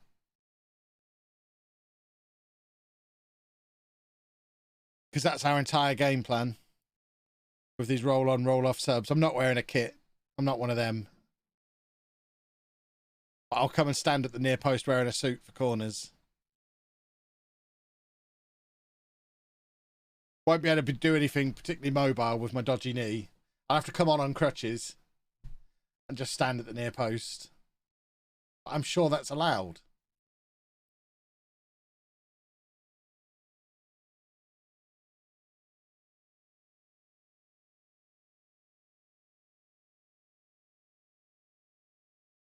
Right, we are back up to 9th.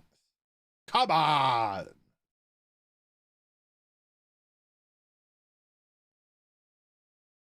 Get Chris MD to take any and all free kicks. Look, he'll be taking the corners with the instruction, aim at my head.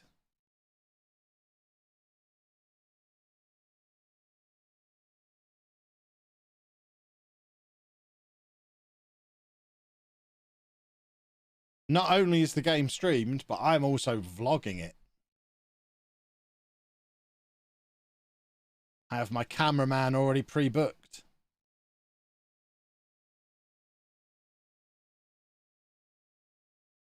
I've got a highly skilled camera technician follow me around, fly on the wall style all day.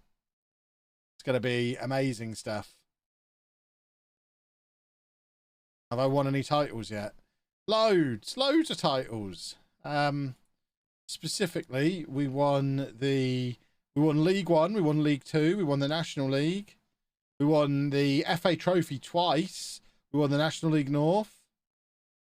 Yeah, our trophy cabinet is bulging.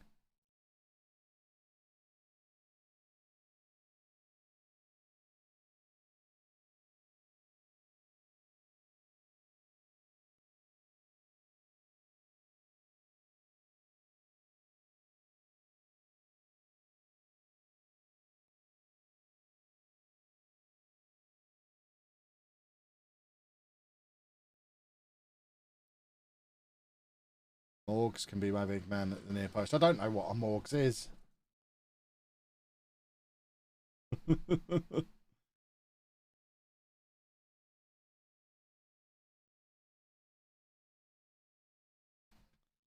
I don't know if that's funny or not, because I don't know how tall he is or what he looks like.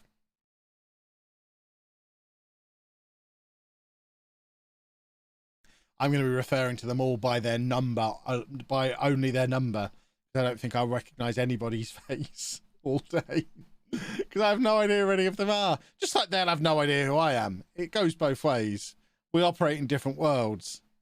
They're all teenagers and 20-something cool YouTubers. I'm nearly 40 and not a cool YouTuber. I don't think there's much crossover in our worlds or our audiences. Morgs is 6'4". Is he? There you go.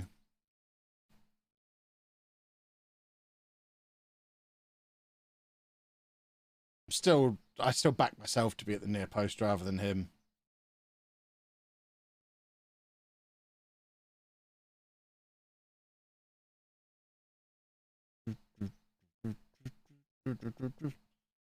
They are the wrong way round. Or are they? Everyone wants to be a deep lying forward.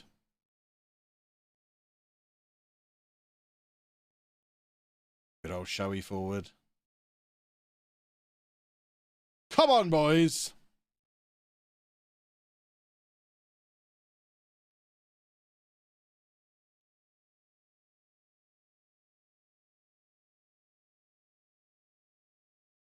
Yeah, the next Mbappe video will be out 4 o'clock tomorrow. Assuming I survive until then and can record it.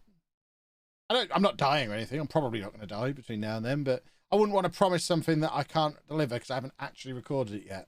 Well, I do have the thumbnail free from Clates now, so I guess worst case scenario, Clates can record it. He knows what happens, what is going to happen. I've given him a rundown.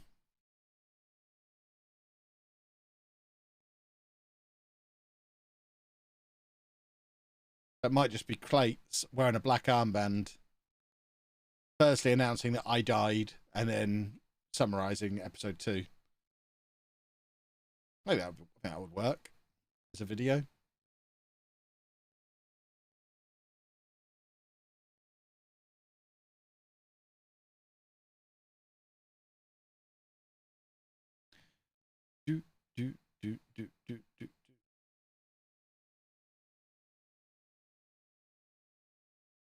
Come on.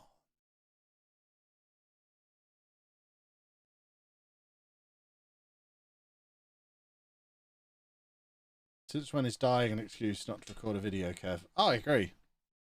All these people who die and then stop working are lazy, as far as I'm concerned.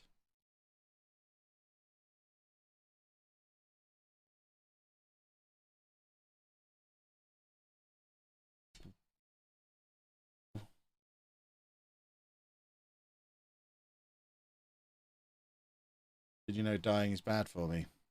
I don't know, is it? Can't be as bad for you as smoking. I've heard smoking is just about the worst thing you can do. So dying can't be that bad. Oh my word! Enrique Juarez, welcome to the Premier League! Showy forward picking up another assist as well.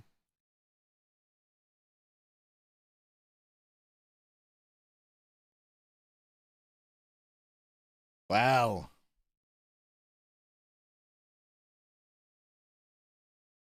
Football. We're back up into the all-important Conference League qualification spot. It's the one everybody wants. Thoughts on the goalkeepers Posh signed? They're tall. Other than that, I know nothing about them, so I'm sure they'll be fine. Ultimately, it's League One. If we're needing to rely on a goalkeeper at any point, we're doing League One wrong.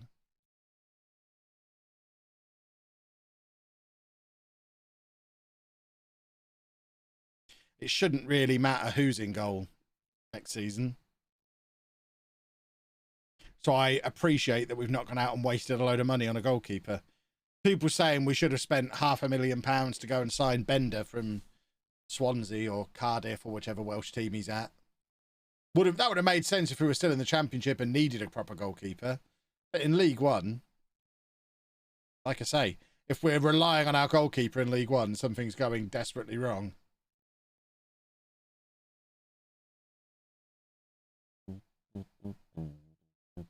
How How are we not winning this game anymore? What's happened there? It was all going so well. Now we'll go attacking. Come on. Football. Oh, it's too late to do Jack's filthy glitch. He missed anyway. What a loser.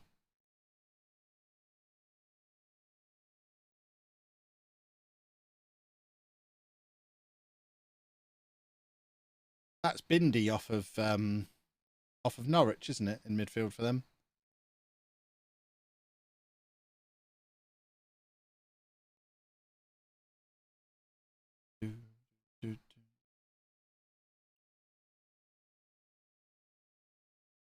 Oh, look at how tired everybody is. This is why we're not winning anymore.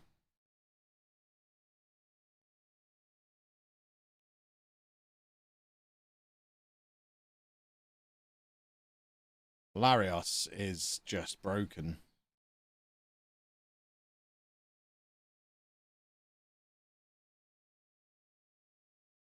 There we go. Should have brought Gu on, actually. He's a former Everton player, isn't he? Should have brought him on instead of Beefy. Oh, Juarez! Oh, he's been gifted another one. Our new number 10. He's decided he means it. Oh, this is terrible from Everton. And clinical from Juarez.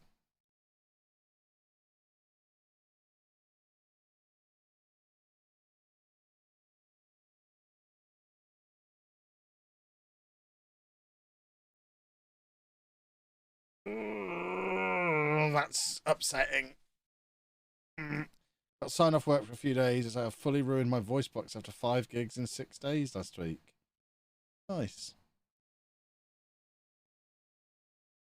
Posh champions next year? I would assume so. I'd be surprised if we don't win the league. We're the best team in it.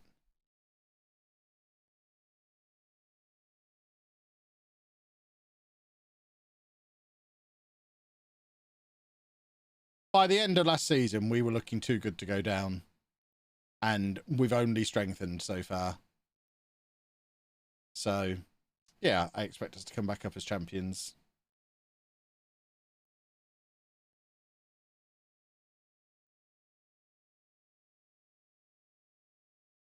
He's not referred to as Fergie Jr., he's just Fergie. And no, we didn't sack him, he resigned.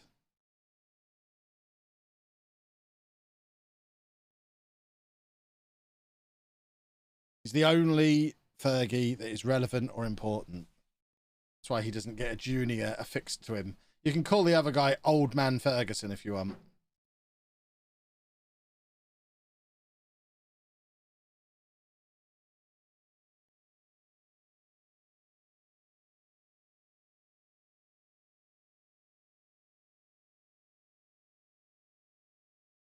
That's unfortunate.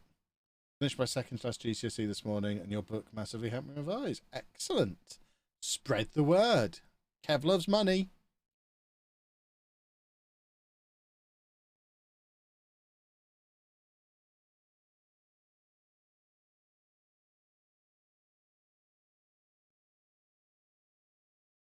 Well, we weren't supposed to lose there. We've been in rotten form today. It does seem to be the thing that the each stream has a theme. It'll be a winning stream or a losing stream. And today we're having a losing stream, it seems. Lundmark needs to go on holiday now. Come on, off on holiday with you.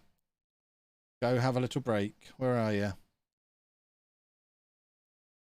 Being in the Carabao Cup is what's caused this problem. Everyone's shattered. Goo thinks he should be starting more games. Well, play better then, you Wally. Oh.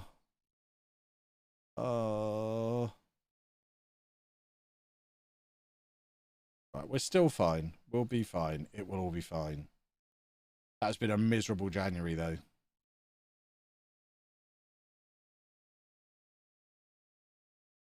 Yuck.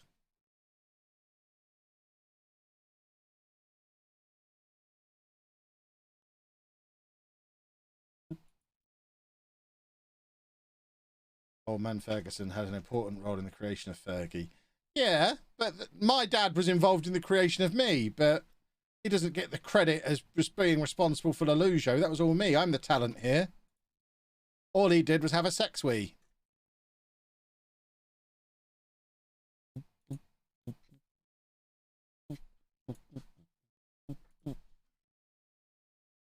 Everton are second. Everton are a good team in this universe.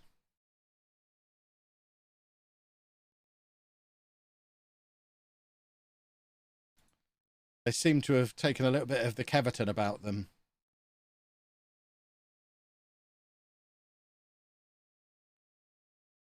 A wonder kid, but he's too old at 19.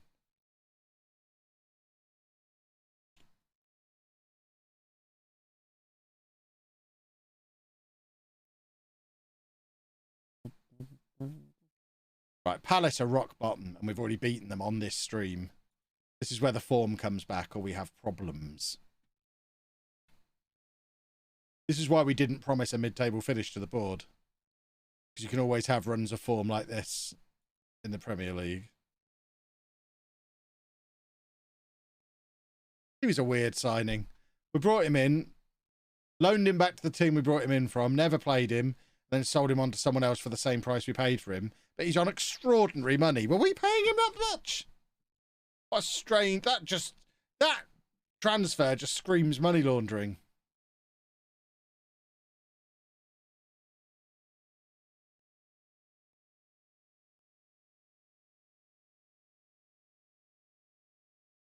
Nil Tur thinks he's a winger. We'll see about that, Nil. We don't play with wingers, but we have another striker. All the strikers. We need to get rid of Ed Webb now. Although Ed Webb can just be a midfielder.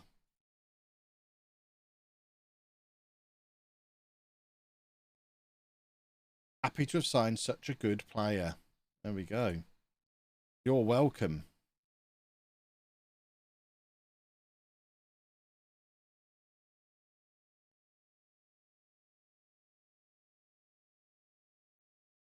Juarez doesn't need to be registered for the squad.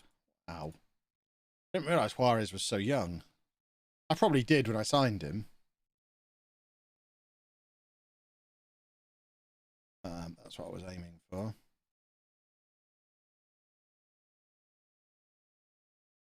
I can show his attributes. They're irrelevant. We don't care about attributes. All we care about is how many goals he's going to score playing as our advanced forward. The only attributes that are relevant, acceleration and pace. And he's got lots of it. So that should be enough for him to score all of the goals. 3 strikers we've signed this January now. We are going to start scoring goals. I don't agree that we needed a goalkeeper. We needed 3 new strikers. That's a lot of money. Although, in fact, I'm still thinking small club. It's not a lot of money to us.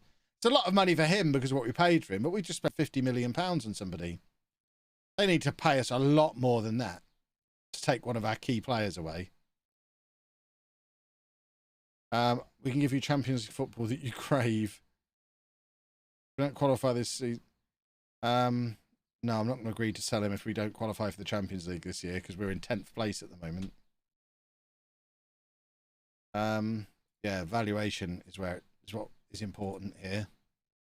They need to pay a lot of money for you.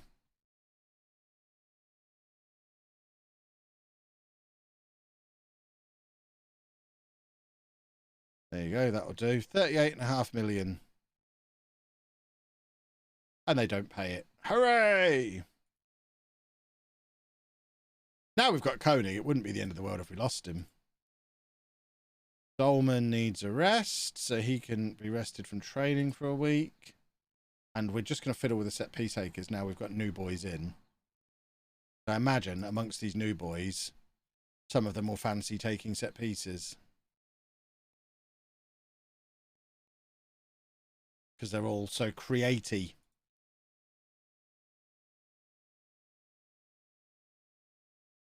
Cadrich really fancies them as well, it seems.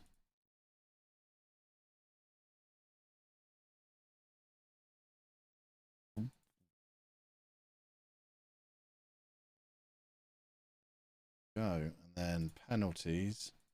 Get all that gone. There we go. And then captains. Get all this gone. And there we go. Right. Sorted.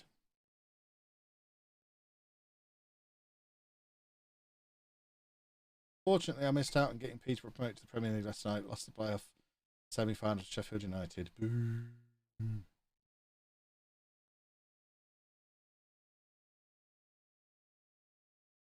Why is there all of a sudden loads of clubs in for now? Or that's weird. We didn't put him on the transfer list, did we?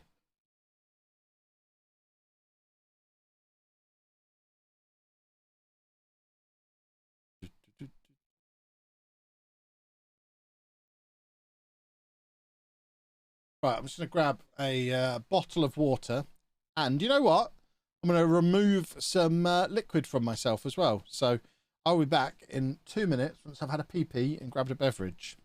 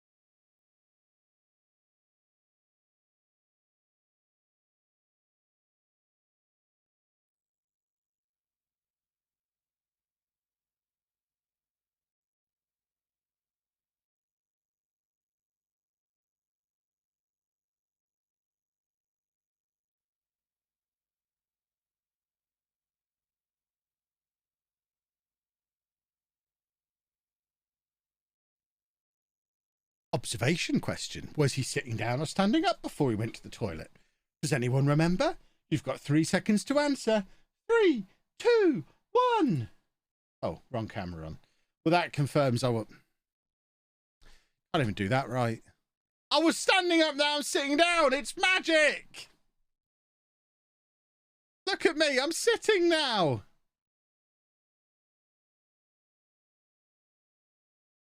Son Paulie offering a contract to Kieran Brewerton. He goes with my blessing to play in the second tier of German football. He's very much a second tier level player. So that's fine. He's going somewhere where he'll do good. I didn't get water in the end. I've got myself a 7-Up free. Because it's delicious and really cold.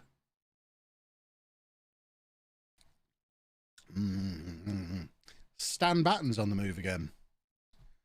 Another one of our money laundering deals. We brought him in, sold him on for big money, didn't play at Leicester either. And, I mean, he's been at several big Premier League clubs now, and Leicester, and not got into the team at any of them. He's finished.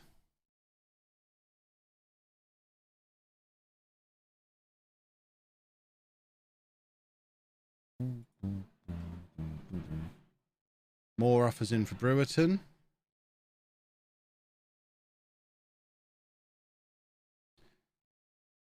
There you go. He's off to Deportivo. who are now firmly established back in La Liga. In fact, finished second in La Liga last season, but are now 20th. What the hell has gone on at Deportivo La Coruna? They finished second in La Liga last season, and now they're going to get relegated. What's happened here? So this guy was their manager for nearly 16 years. Got sacked at Christmas with them bottom of the league. Fair enough. And they've brought a new guy in. Is it money problems? No. Let's look at transfers. We've got to work out what's gone on. So last summer, they only sold £2 million worth of players. So they've not sold anybody majorly significant. Have they released some players who would have been stars for them? There's not really any way of us knowing. Unless Jonathan Panzo was holding it all together for them. Oh, they finished second in the second division, did they? Ah, okay. That makes more sense. Good work. Excellent detective work. Oh, yeah, that was the second tier. Well, that's fair enough then. So in that case, it's really harsh that they sacked the manager. He's done all that work, finally got them back to the top flight, and then got sacked.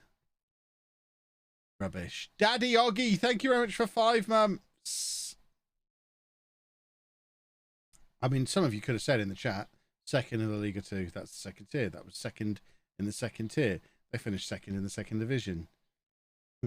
I mean, it's the second division, isn't it, Kev? Okay, they got promoted last year. I mean, some of you could have mentioned it. You just made me look like a damn fool. Luckily, Chris will edit that out and make me look really smart. So rather than that being left in, what can we put in that makes me look smart? I could be reading a book, I suppose. Do I have any grown-up books in here? Probably not. Well, let's just beat Crystal Palace, and that whole section can be edited out. I'm going to show my nipples, so he has to edit it out. Are you allowed nipples on Twitch? More come on my save. In 4 seasons, we've gone from promotion to League 1, relegate back to League 2, fail playoffs, then relegate to the National League. Nice. Troex, thank you very much for 3 months.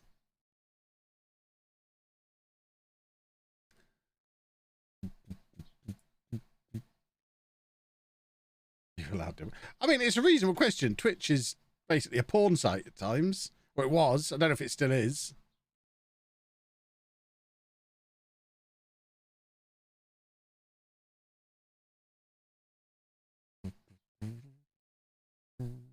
I don't know where they draw the line. I've had my nipples out on YouTube before. Have I not got my own book? No, I already know what's in it, so I don't own it. I don't think I have any copies of my book knocking around. Like I say, I wrote it. I know what was in it. Oh my word, that nearly went in. Their goalkeeper is carrying an injury, by the way, right at the start of the match. So this feels like an opportunity for Kadrich to just relentlessly bully him.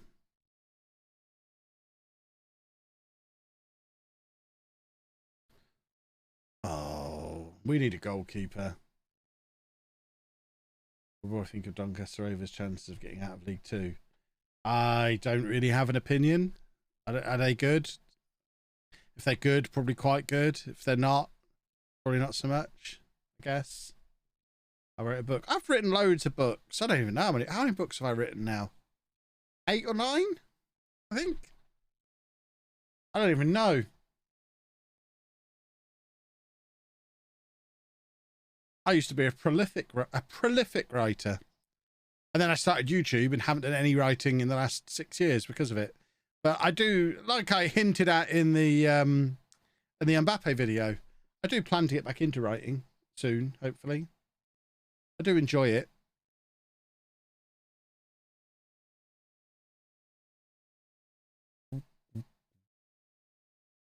Larios is good, isn't he? If we don't beat Crystal Palace, we've got a problem because they're They're the Deportivo of this league. They were rubbish. Jack's had a tantrum on Twitter, has he? He should just email the CEO. That's what I did when I was having problems with BT. And they phoned me up within 45 minutes and then dealt with it.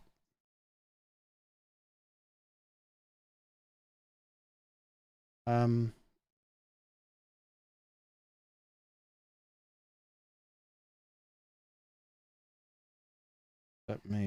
trying to see what Jack said. Beefy did a goal. What's Jack tantruming about? I'm looking it up. I need to know. I was upsold on a new internet package with assurances from BT it would solve my internet problems.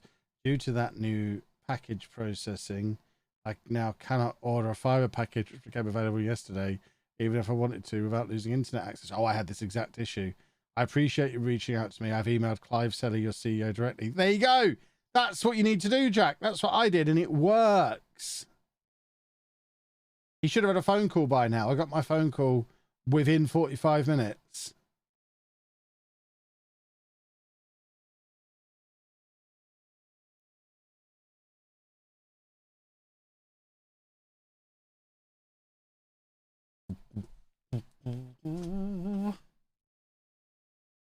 Right.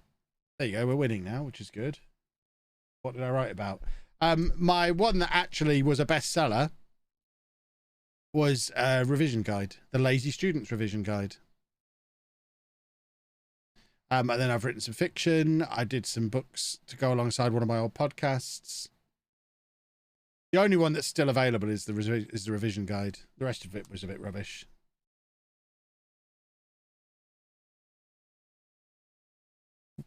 I feel like I've got a novel in me. So I've got some ideas. I'll probably start writing over the summer, maybe.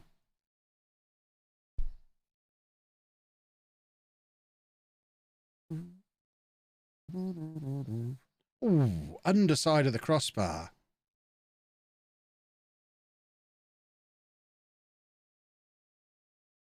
What genre? We'll see, I guess. Some of the stuff I've done in the past, I did a zombie comedy. I did generally they're all a bit funny.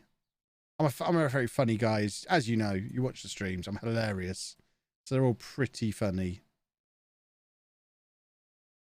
But I don't know.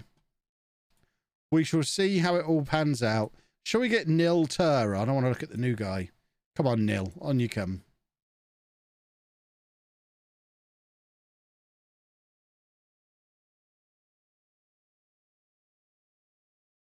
I'd love to see an FM book. I mean, that's very niche and probably not something I'm ever going to do. I don't think there's enough of an audience for that.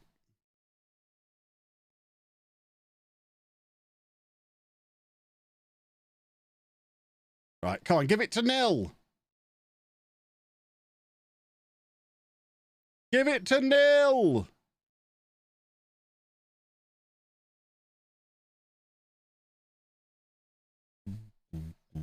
See, this puts us right back up into the European mix again.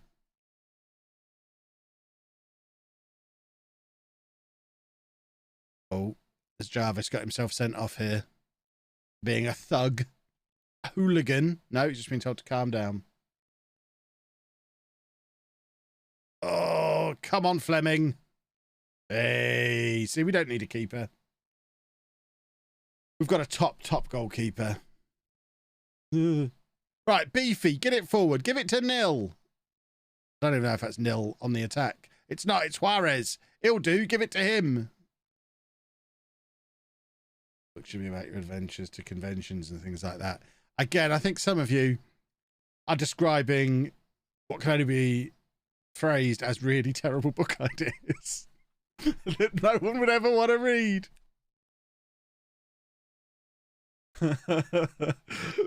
What genre do they put that in Waterstones? Man goes to conventions and stuff.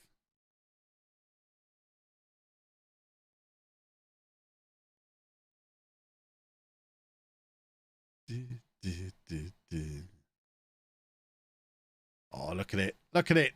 Look at this. There you go. Red card. Lovely, lovely.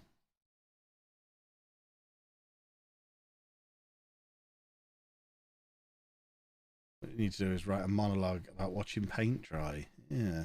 What I could do is write a book about struggling for book ideas and just literally just start typing. I want to write a book, but I'm not sure what to write about. So I'm writing about that. I don't know if that's a good idea or not, but I'm going to keep writing it. I'm going to crack out 80,000 words on this bad boy, and we'll figure it out from there. I think that'd be a good book.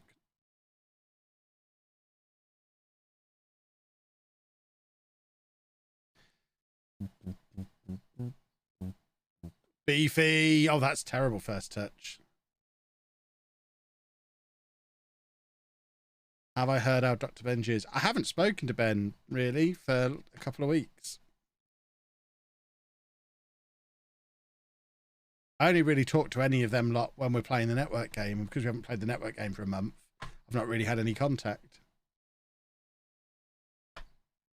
I haven't checked in with Colin Schultz. Colin Schultz just missed the cutoff, I think. So Colin Schultz isn't in this world.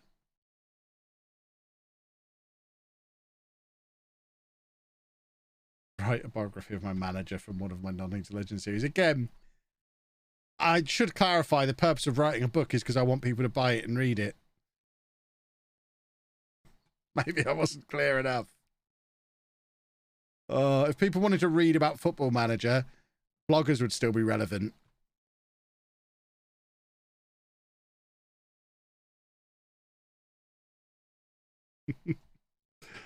Oh. Hi, bloggers!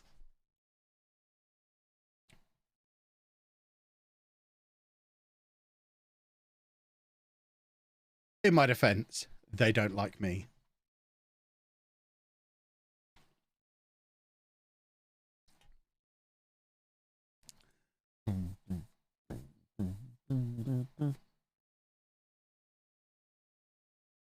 Juarez has won goal of the month. Should be goal of the season for that debut goal for us. I was forced to write an FM book. Which other streamer would I co-write with? Work the Space, because he's always got something to say. And I'd just record him saying those things and get Chris to write it all down. It'll be fine.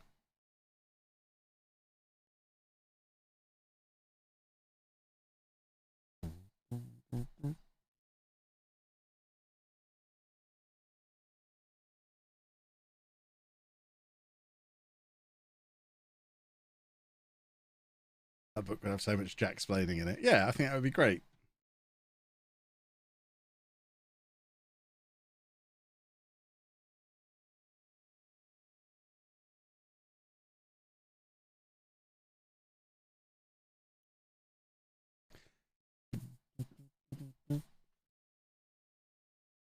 Got windy pops now. I'm having my actual pop.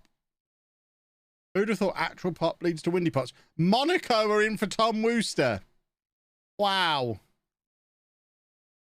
Inter are believed to be interested in a guy called Kevin from Arsenal, who's only played 12 international games. But they're interested in him for £178 million. I mean, to be fair, I'm interested in him as well. How are they not top of the league with that guy playing up front for them? Wowzers. How has he only played 12 games for Germany?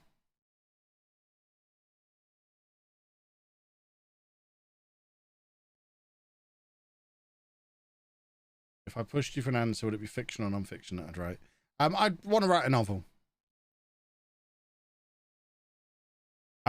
That's the stage I'm at with my midlife crisis. I feel like it's time to write a novel.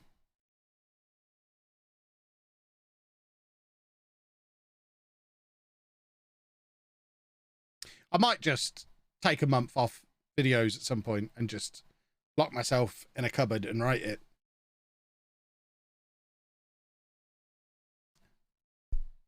If everything finishes a month before FM23 comes out, maybe that's what I'll do.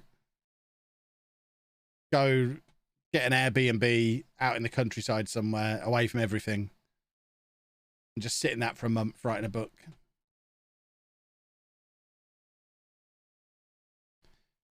Build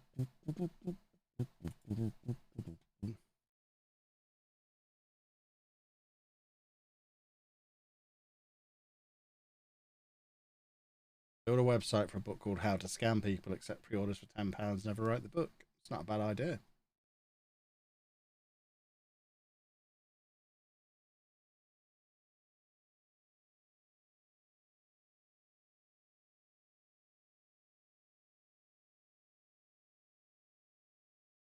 I wonder how long it would take me. Well, my last book took me 3 weeks of getting up at 5 a.m.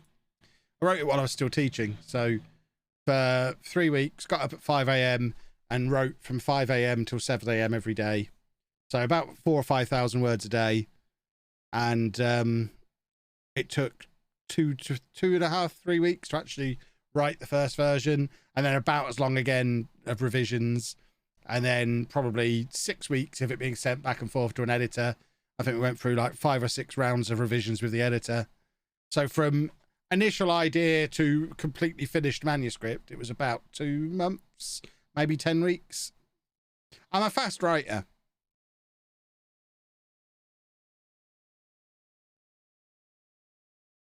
Do I miss teaching? No. What kind of novels do I like to read? I like thrillers.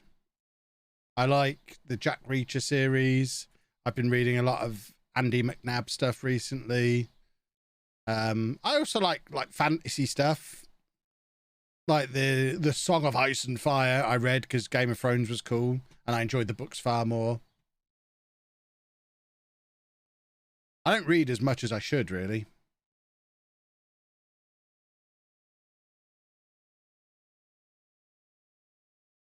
Mario Betty. Should we sign another striker? Oh, see, he's quicker than the others that we've got. Who else wants him? Should we sign another one? No. Behave. Don't sign any more strikers.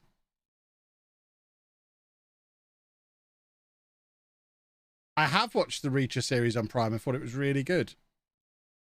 Much better than those horrible movies they made.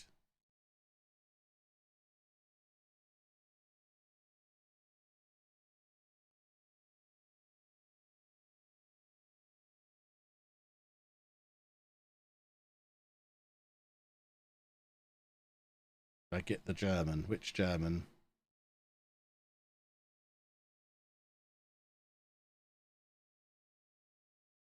I've signed a few Germans.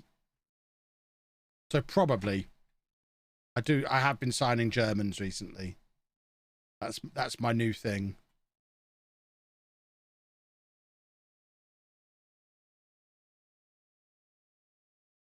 So there you go. Confirmation that Showy Forward did come in. There's Showy Forward. Not quite setting the world alight just yet, but he's got time. Nilter is in. Enrique Juarez is in. Yeah, that's 3 strikers in one window. We did sell some defenders, though, to balance it out, so it's fine. It's fine.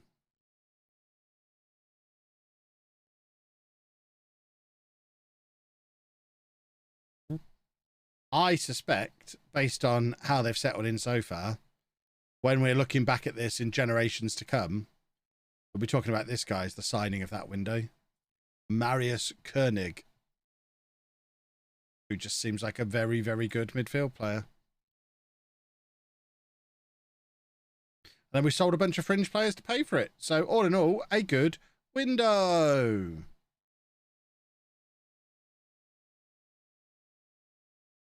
No, I don't want to respond to whatever that. I didn't even read the question.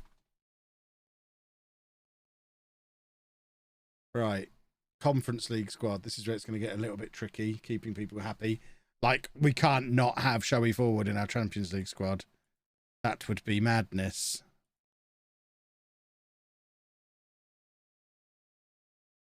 Ed Webb is homegrown. Do we go Showy Forward or Seminovic? I guess we have to go Showy Forward there because we spent £50 million on him. Oh, can we not? What? How? Seminovic was in.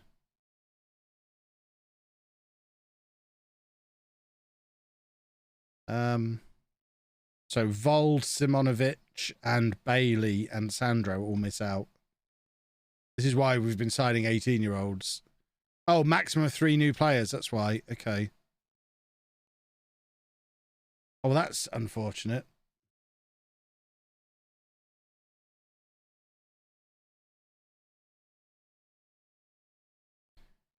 So of the new players, who are the new players?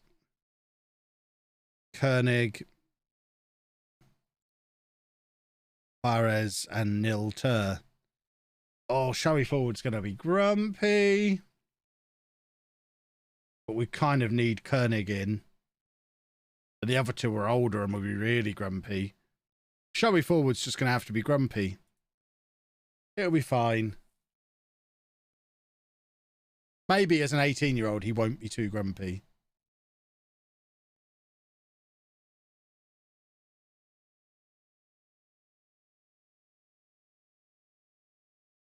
Ah, there you go. He is grumpy. Hi, Showy forward. There you go. All dealt with. He'll be fine. How do I seem to always fall foul of registration rules? Because we have no youth team. Yeah, not having a youth team is the problem. So we're trying to sign lots of 18-year-olds. We've successfully brought in 18-year-olds in this window who will eventually become homegrown at club. Koenig and Showy forward and Fabio Rodriguez, all 3 of them will be homegrown at club. But it doesn't help with registration now. So we're building registration for the future when we're in the Champions League at the expense of being able to register a full squad now, which is not ideal, but it's the best thing to do. What was the excuse at Everton?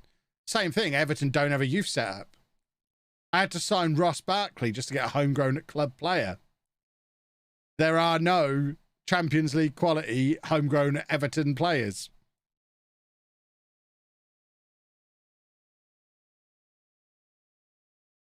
And no time to build the way we're building here by bringing in 18-year-olds.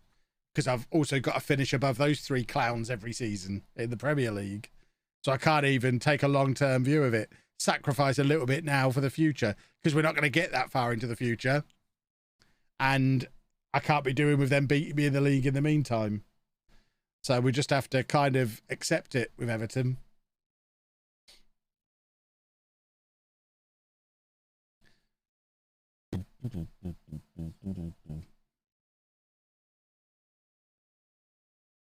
Right, let's go do a football goal, please.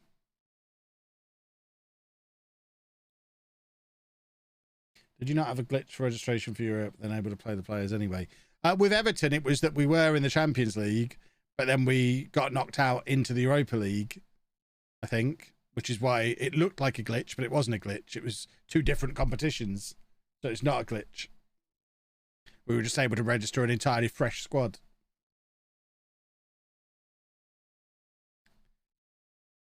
Well, that's not a glitch. That's how it's supposed to be. They're 2 different tournaments. But with this one, we were in the Conference League before Christmas. We're still in the Conference League now. So we had to do replacements. Come on! We can't be losing to Southampton. This is not acceptable.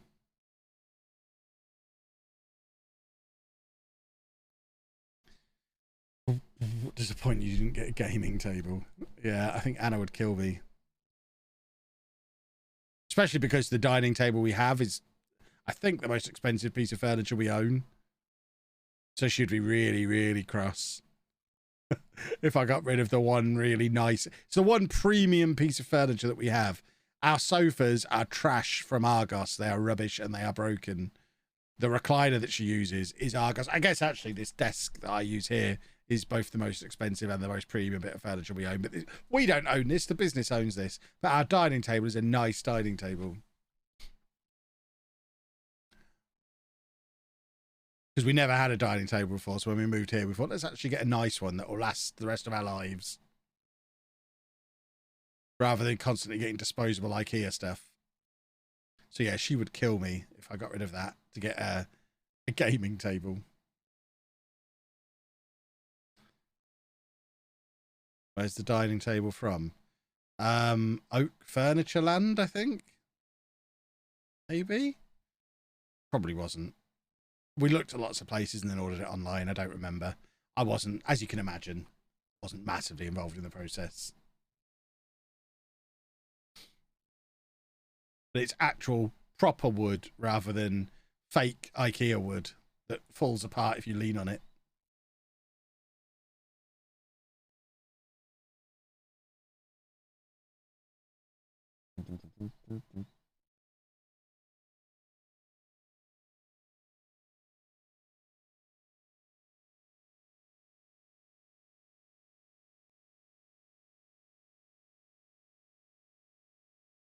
Oh, that's a lovely pass. Oh, that's a lovely goal.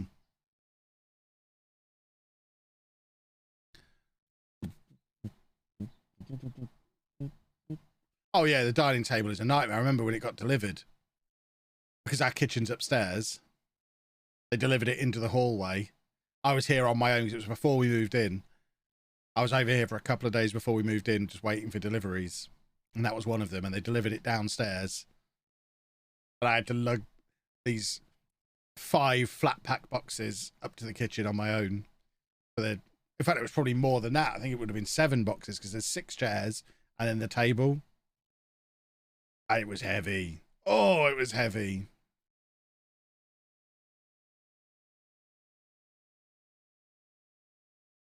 Right, come on. We can't be losing to Southampton. I know they're probably looking at us and thinking the same thing, but I care more about us than them. Right, let's drop Juarez back into midfield so that we can get another striker on. Let's get Nilter on. Murph has been terrible. Get Showy forward on as well. And Kadrich. Let's just throw everybody on.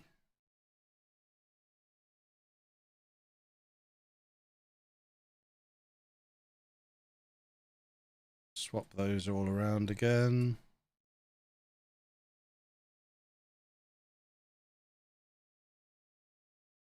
Right, come on. Time to do a football now.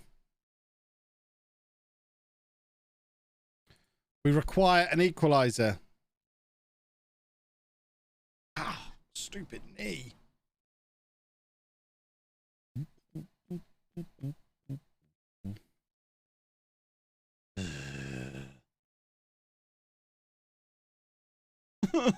This has been so miserable, this form. Oh, I should never have made any transfers. These boys will be brilliant once they learn English. In the meantime, this is miserable.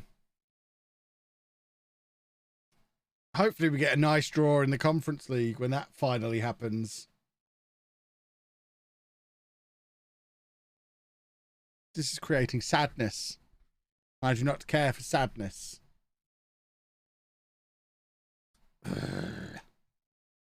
Right.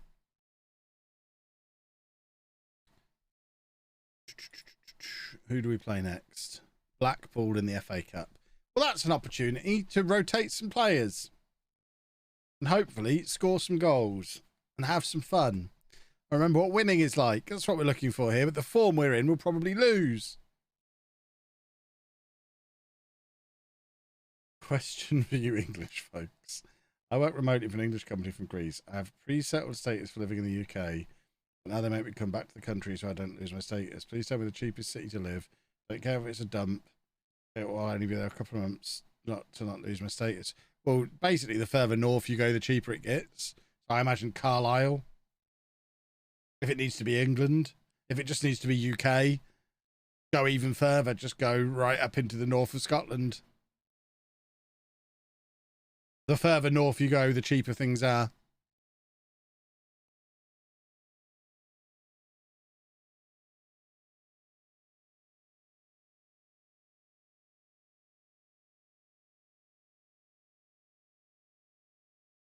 Konig's got the flu.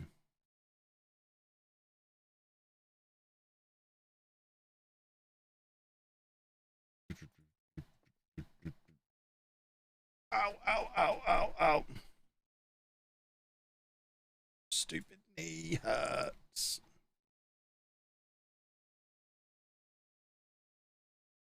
Luton. Luton is a long way from cheap. You may not like Luton, but nobody could ever pretend Luton is a cheap place to live. It's in the southeast. That means it's automatically very expensive.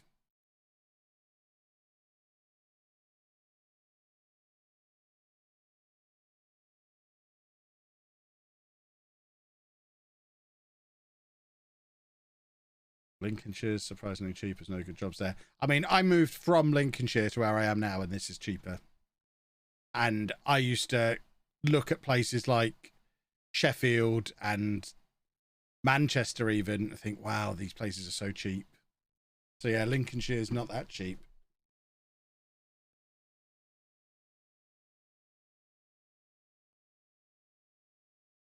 Further north I go, the higher the chance I'll freeze to death. Yeah, you ain't finding anywhere cheap to live that's not cold.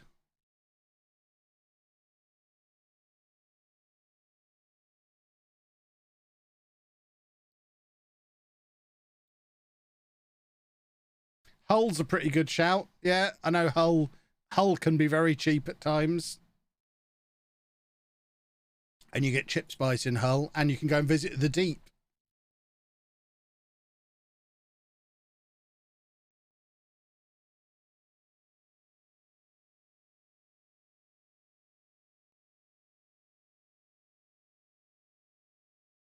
I stayed in a 4-star hotel in Manchester for £88 last minute earlier this month.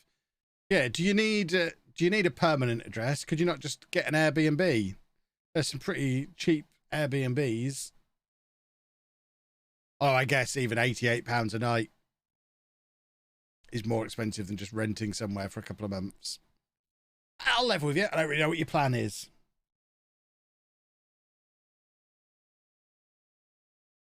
Could go to A&E in Hull too. Exactly. Hull Hospital is excellent.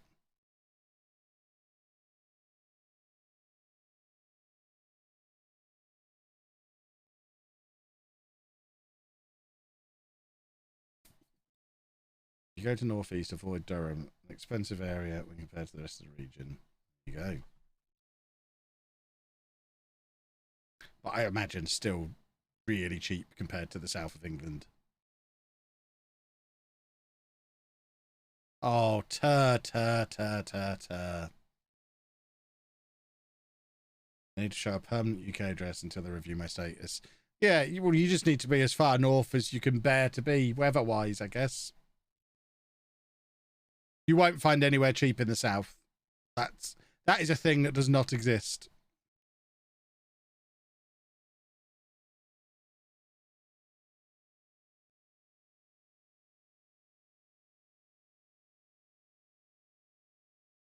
And be aware, they are a bit weird in the north. They like try and talk to you in public and stuff. It's really weird. That's why I try and avoid the north. They're like wet chips and conversation in public. Bonkers. We're going to lose to Blackpool here, aren't we? It's been one of those streams. Micah Hamilton's playing for Blackpool. What a wonderful thing. This doesn't bode well for the likes of Tur and Showy forward, that they're in a team that's not winning against Blackpool. Might be time to just randomly change the formation again.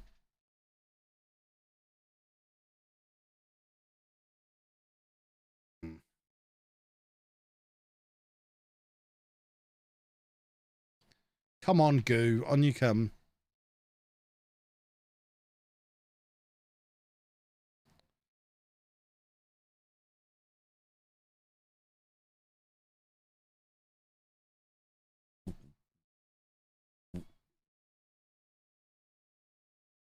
We really, really, really, really need an equaliser in this game. I didn't even check what division Blackpool are in. They might be top of the championship. In which case, we probably shouldn't have taken them so lightly. Oh, this is good work from Vold on the left-hand side. Another one of our 18-year-old stars. Irish.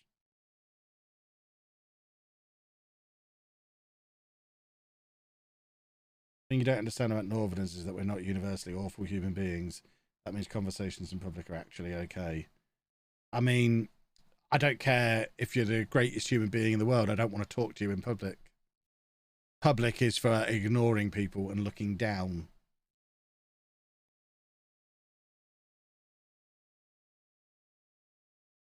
I find it hard to believe that Bournemouth is one of the cheapest places in the UK.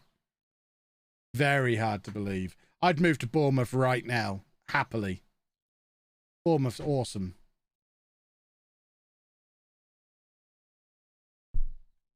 I'm now going on Rightmove to see how much a house is in Bournemouth.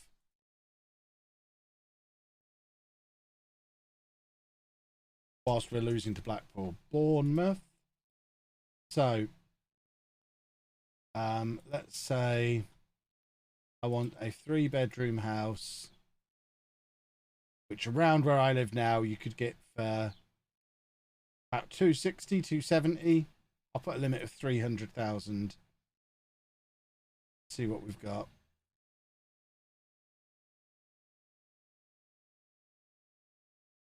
Well, we could buy a block of apartments for 26 grand. I might be moving to Bournemouth, everybody. Why is this? Oh, I've put a maximum of 3-bed. I want a minimum of 3-bed. I've done it the wrong way around.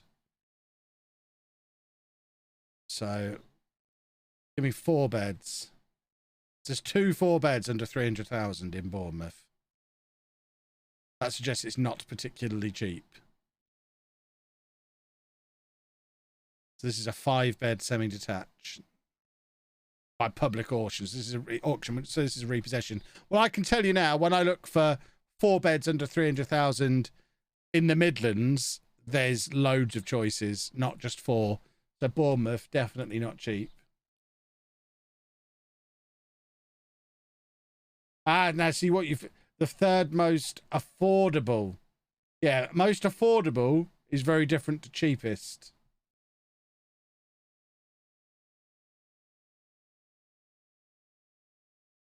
Because obviously they could have higher local salaries and stuff. Early on rent index, the 3 cheapest are Hull, Stoke and Aberdeen.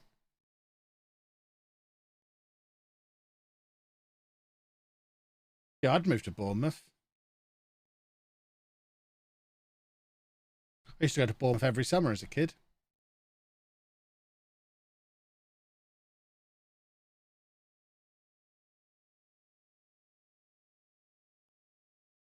Well, we've been knocked out by Blackpool, who are in League 2. Well. Well, now we need to beat Fulham.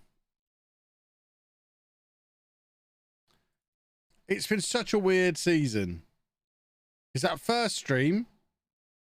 Struggled. Second stream, brilliant. This stream, really struggled. So I imagine when we finish this season off on Wednesday, we'll win every game again. Because remember, we finished last season with, I think, 11 straight wins in the Premier League.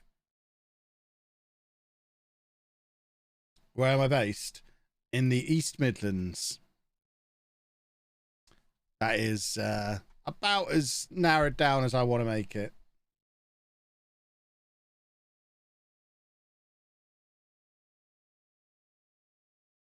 In Hull, you can rent a place with an average of £395 per month.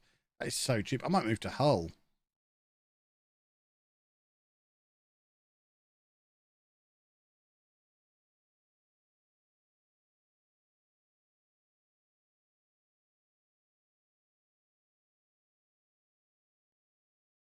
Should we all move to Hull?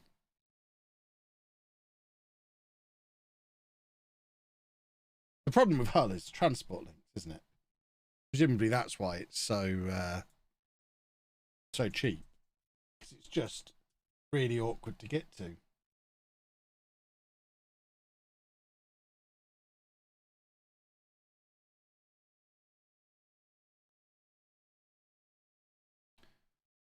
You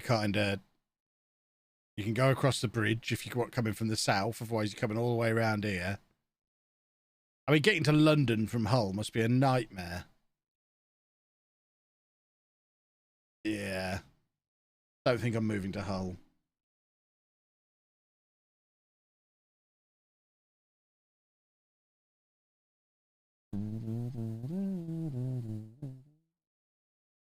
Hull also has a ferry to the Netherlands. Oh, well, there you go.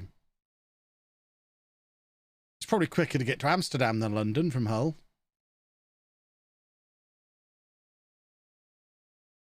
Once you're in Hull, there's no reason to leave.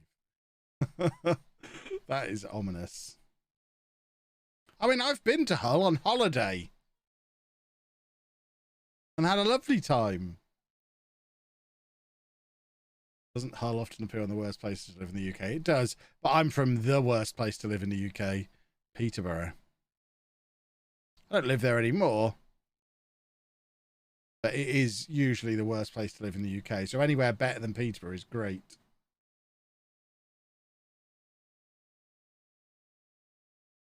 And randomly and correctly pull a place out of my bleep and freak me out. Nice weather in Corby. I have no idea. Does a canal boat count as a permanent UK address? Probably not. Unless it's moored somewhere, I guess, that gives it an address.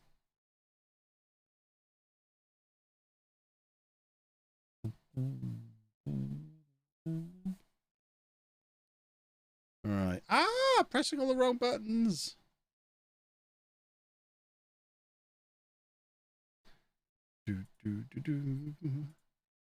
Right. Fulham, easy. Liverpool, easy. Got a nice little run of games to play ourselves back into form here.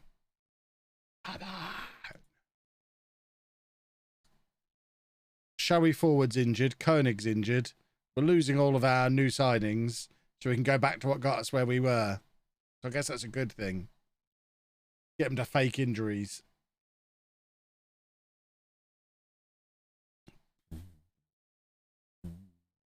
Right, get the league table back on. Give me the league table. Right, come on then. Oh, come on, Beefy, you're better than that.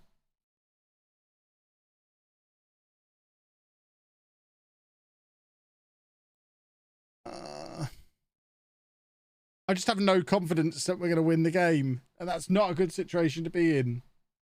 We need a fitness friendly. We need an easy draw in the Conference League to give us some confidence back. Did I call it the Confidence League? I mean, it might as well be. You play against a load of rubbish to give yourself confidence. We want to be back in the Confidence League. That's what it should be called. Forget this Conference League nonsense. Oh, my word. We really need a goalkeeper. When's the next transfer window? Somebody find me a goalkeeper.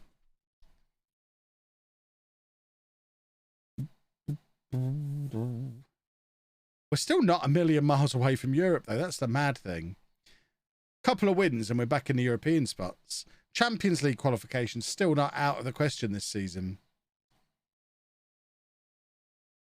But we do need to turn the rotten form around. Shows how good we were earlier in the season. We got up to like 5th. Really early on at the stream. 19-year-old goalkeeper wonder kid came up on the scouting report. Did he? Bet he's expensive.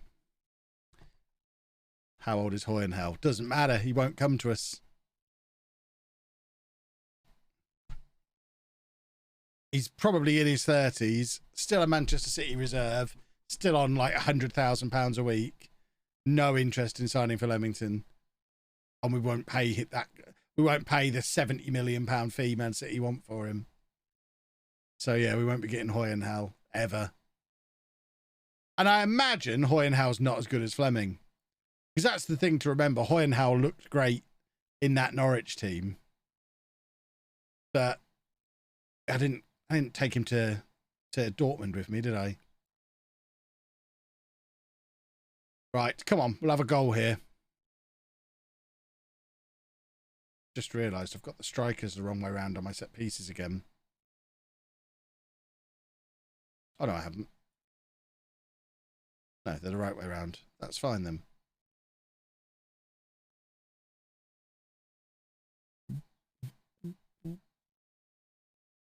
Right, kick him. Kick him. Told you Fleming was good. Yeah. Which town do I live in? None of your business. In the nicest possible way. None of your business.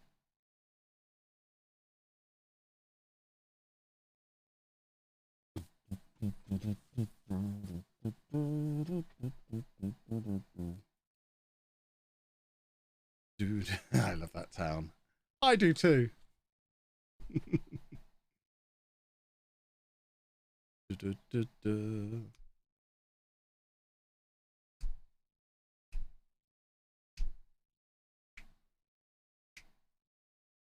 Clicking for goals again.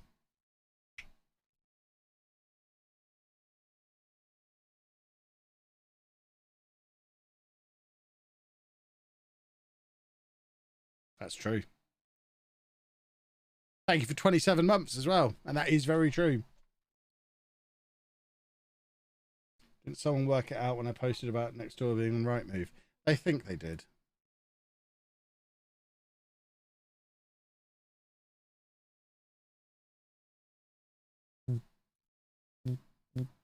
There are quite a few people who think they know where I live. And the best thing is, they don't agree with each other. So I'm happy with that situation. Even if one of them is right, they don't know which one it is.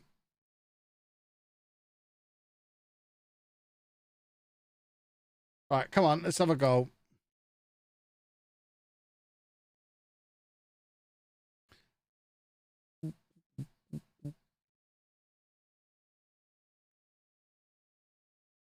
Right, we need a goal here. Goal, goal, goal, goal, goal. Do a football. Do a football!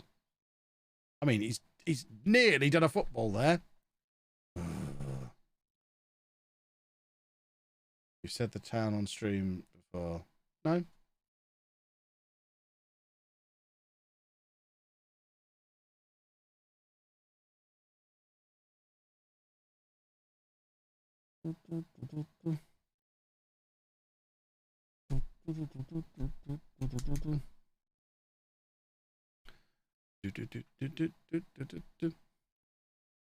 My PO box is not in the town that I live in.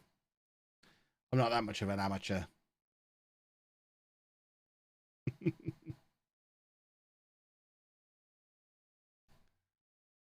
I thought we'd won a penalty there. Then I remembered we had to be fouled, not do the fouling. Ugh!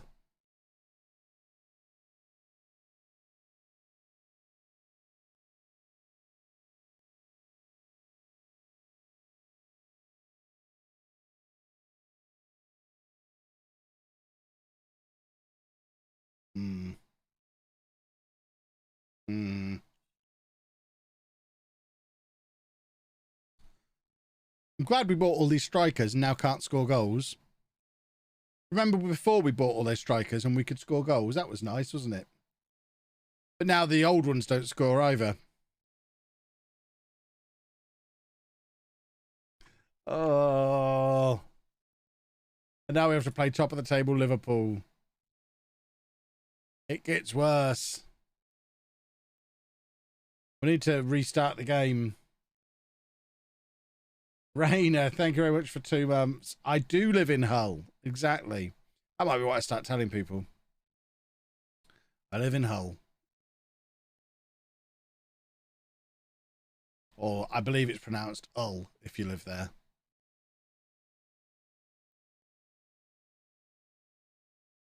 What's my coffee of choice? Just whatever I get from Nespresso. Whatever's on offer at Nespresso. Change formation time. Not until the game tells me to. Can't change until the game tells me to. Or else it'll just tell me again and then I'll have to change again. And all I'm going to do when it's time to change formation is drop the defensive midfielder back and go back to the diamond that we'd used for so long. So we'll just change back to our old formation. And then it'll be super duper. I want to beat Liverpool. This is we probably will beat Liverpool. That's how stupid this game is. We'll probably beat Liverpool and then go on a run.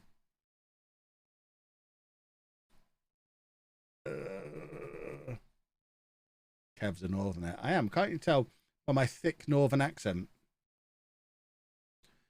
and my my love of wet food?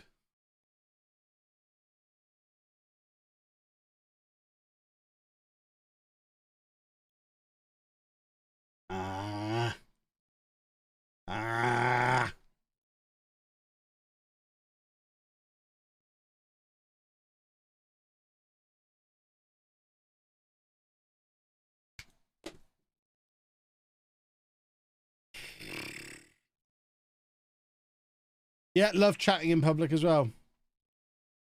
At least you're not a cockney like me. I wish I was a cockney. If I'd have been born in London, I'd probably be able to live in London now. But I can't get into London because I wasn't born in London. So I'm not already in London. It all makes sense to me.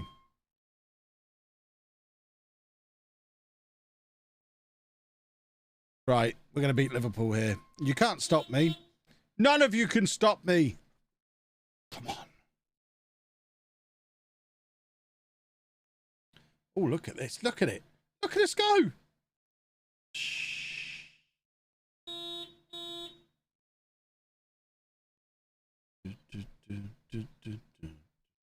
really hope Anna's hearing that tooting. I'm sure she must be. Yeah, I hear doors banging. Logan, thank you for 18 months. Lovely, lovely, lovely. When does the game say when your formation is finished? What does the game say? The formation is never finished. Sometimes the game just decides to stop letting you win with a formation. And it will say in the media how you refuse to change your formation. At that point, you change your formation and you start winning again. Why is my book written by David Chapman and not Kevin Chapman? Because I didn't want the people who read that book to find the other books that I wrote as Kevin Chapman.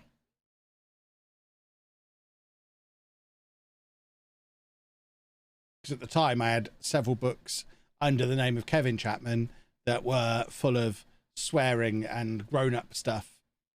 Like people getting eaten by zombies.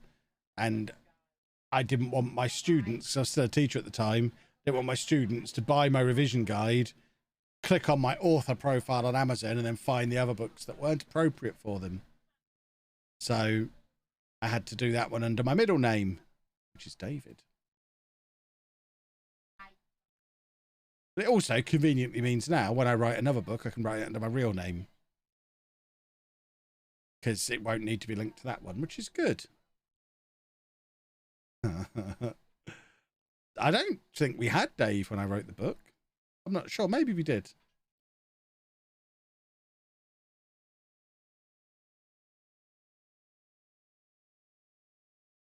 We're not losing yet.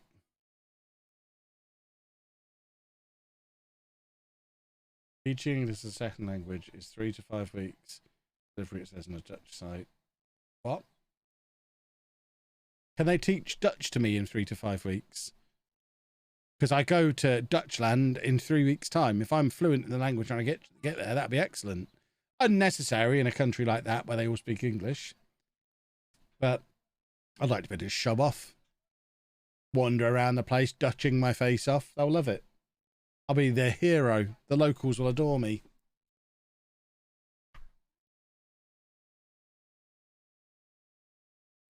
That's a David Chapman book, is it? What subject did I teach? Computer science. The greatest of the sciences. The most important of the subjects. Computer science.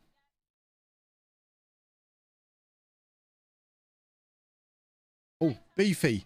Oh, beefy. Ho, ho, ho, ho.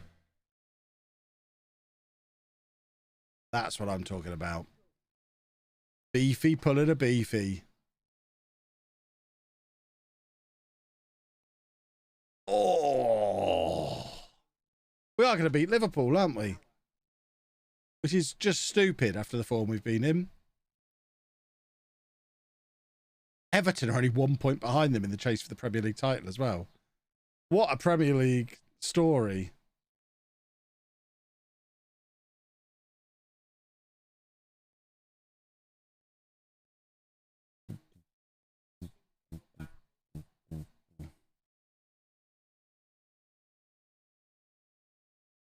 Oh.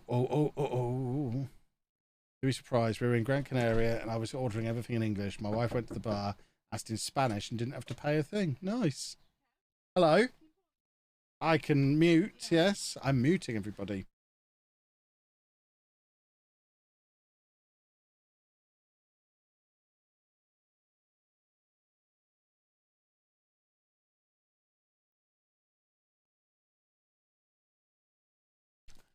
Right, where were we? Beating Liverpool, that's right. Yeah. Oh, I see.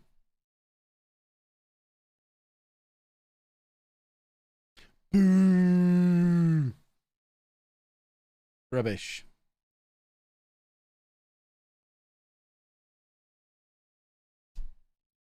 Jinxed it. Yeah.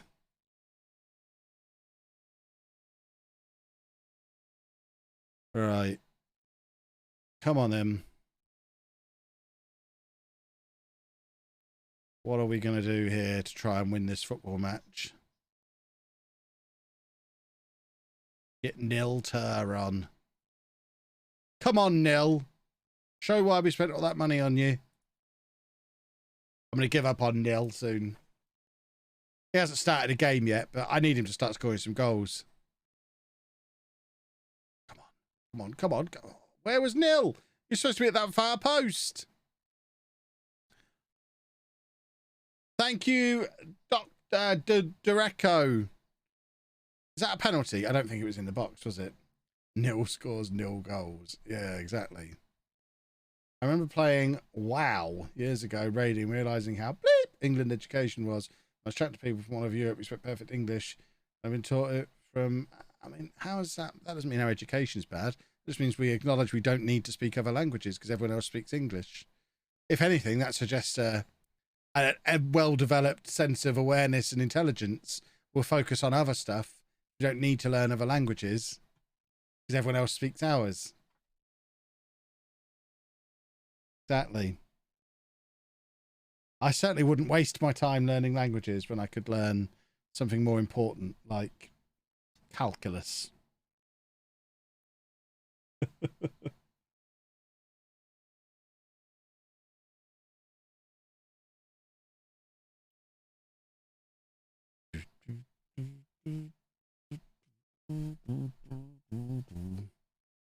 Thing is, we do try to teach languages, but way too late in high school.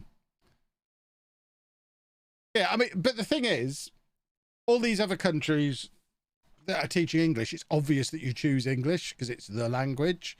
What would we... Well, there isn't an obvious one to teach English 5-year-olds. I mean, we... At GCSE level, I would imagine there's an equal number of people doing German, Spanish, and French, I guess would be the 3. But there's not an obvious one that we should all be learning. You're not going to teach... You're not going to have kids starting school at 4 and 5 doing all 3 of them, in addition to trying to learn to read and write in English. So because there's less of an obvious choice, it's harder for us to start doing it at a younger age.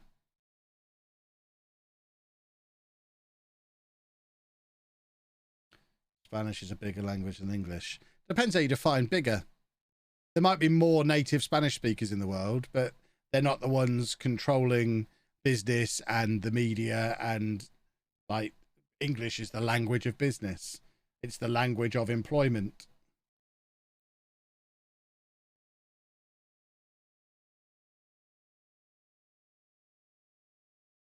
Spanish is the most used language in the world. Yeah, but it's not in the UK or in Europe.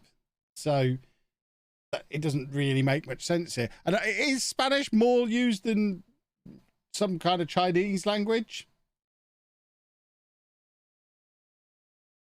I guess the obvious one would be French because they're the nearest. But what's the point in learning French?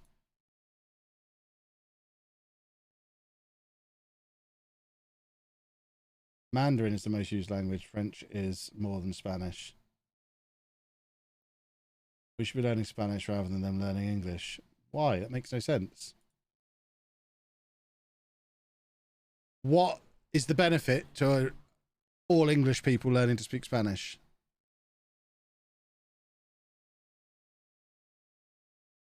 We can watch all those Spanish movies and work for all those massive multinational Spanish companies that conduct all their business in Spanish.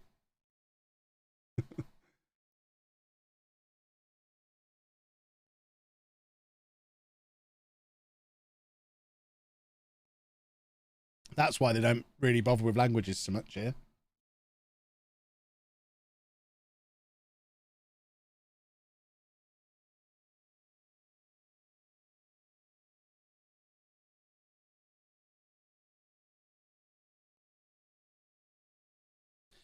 So yeah, that in England, certainly from my perspective, I don't know if it's changed massively.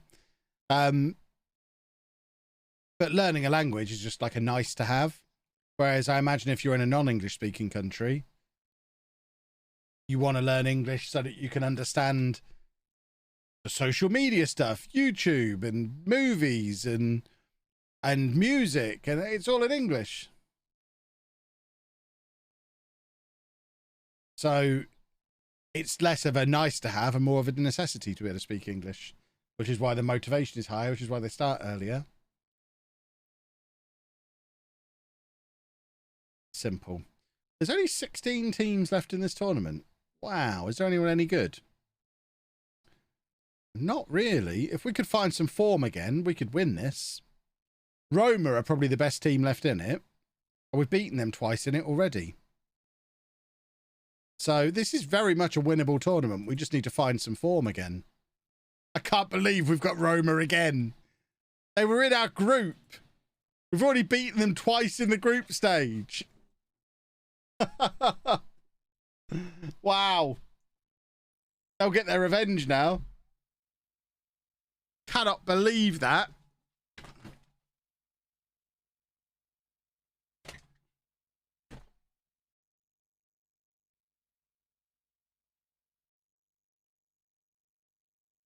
Because we're not going to beat... Oh, well, that's the wrong view.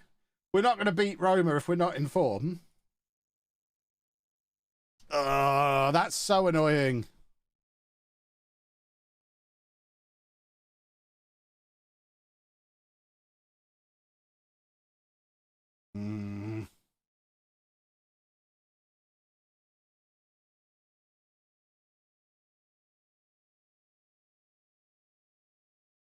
Boo. Hiss.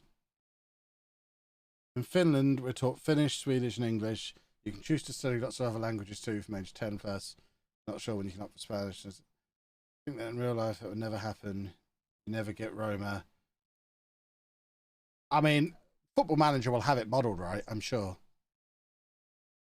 I can't believe we've got to play them this soon when we don't have a chance to play ourselves back into form, when we know we're better than them when we're playing well. Any other team, it would have allowed us to play ourselves back into form, ready for Roma later on. But because it's Roma, they'll knock us out, and this whole season goes... Hello? I'm muting again, boys.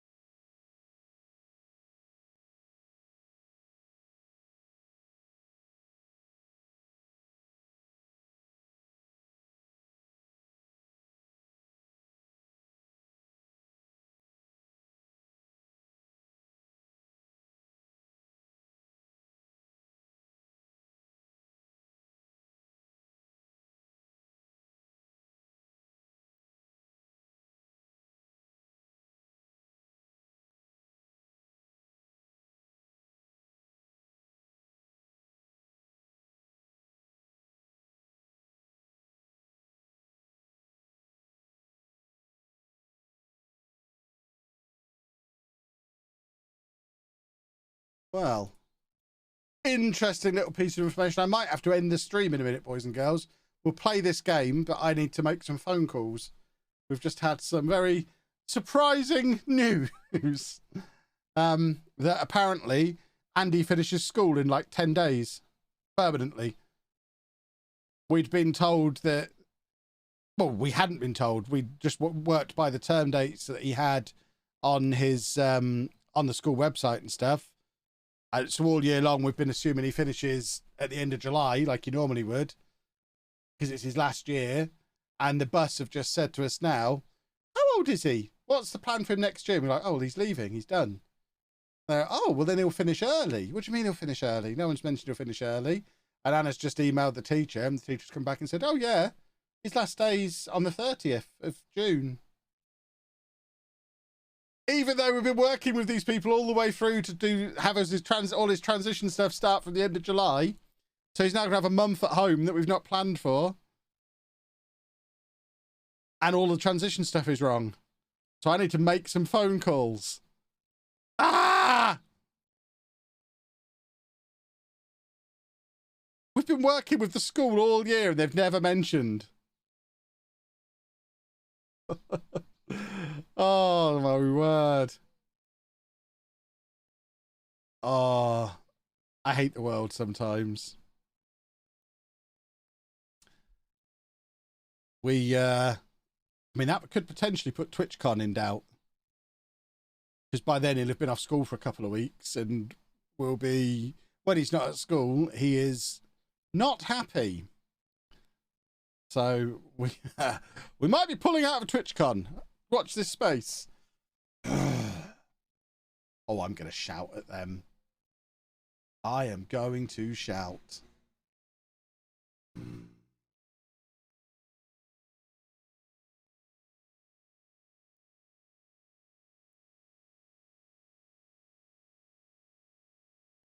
To stand there with this look on my face. And now we're losing to Blackburn, which means we're going to lose to Roma. Oh, this afternoon has been a nightmare.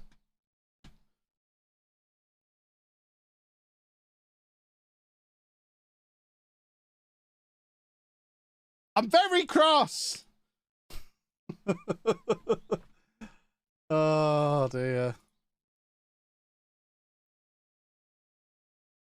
Right. Just make some random substitutions. It'll be fine. There you go. We'll do that. Still only 4 points off of 7th. Yeah. It's mad, isn't it? We won't finish 7th. There's only 10 games left and we're in rotten form. Our only hope is that we randomly beat Roma because it's the start of a new game session, a start of a new stream on Wednesday. So we randomly beat Roma and that spurs us on to... I mean, if we beat Roma, we win the Conference League. No doubt. They're the only decent team left in it. So fingers crossed we have some better luck and some better form on Wednesday, because that has been rotten. Absolutely rotten. Thank you for watching, boys and girls. Remember, there's no stream tomorrow because tomorrow I am going to the physio to find out what's wrong with my knee, which will be nice. But we will be back Wednesday to finish off this season and hopefully win the Conference League. Network game on Thursday if Jack sorts his internet out, the silly goose. And then we should be back again for Friday for a transfer special. Lots of shenanigans. You've got Tor coming out at 4 o'clock today on YouTube. Tomorrow you've got the next part of the Mbappe Director of Football series coming out on YouTube. And then Tor will be back on Wednesday. And the Centre Parks vlogs start tomorrow as well. So lots of content coming your way for the rest of the week. But for now, I'm going to go and shout at some people. Thank you for watching, folks. Toodle pip. Bye-bye.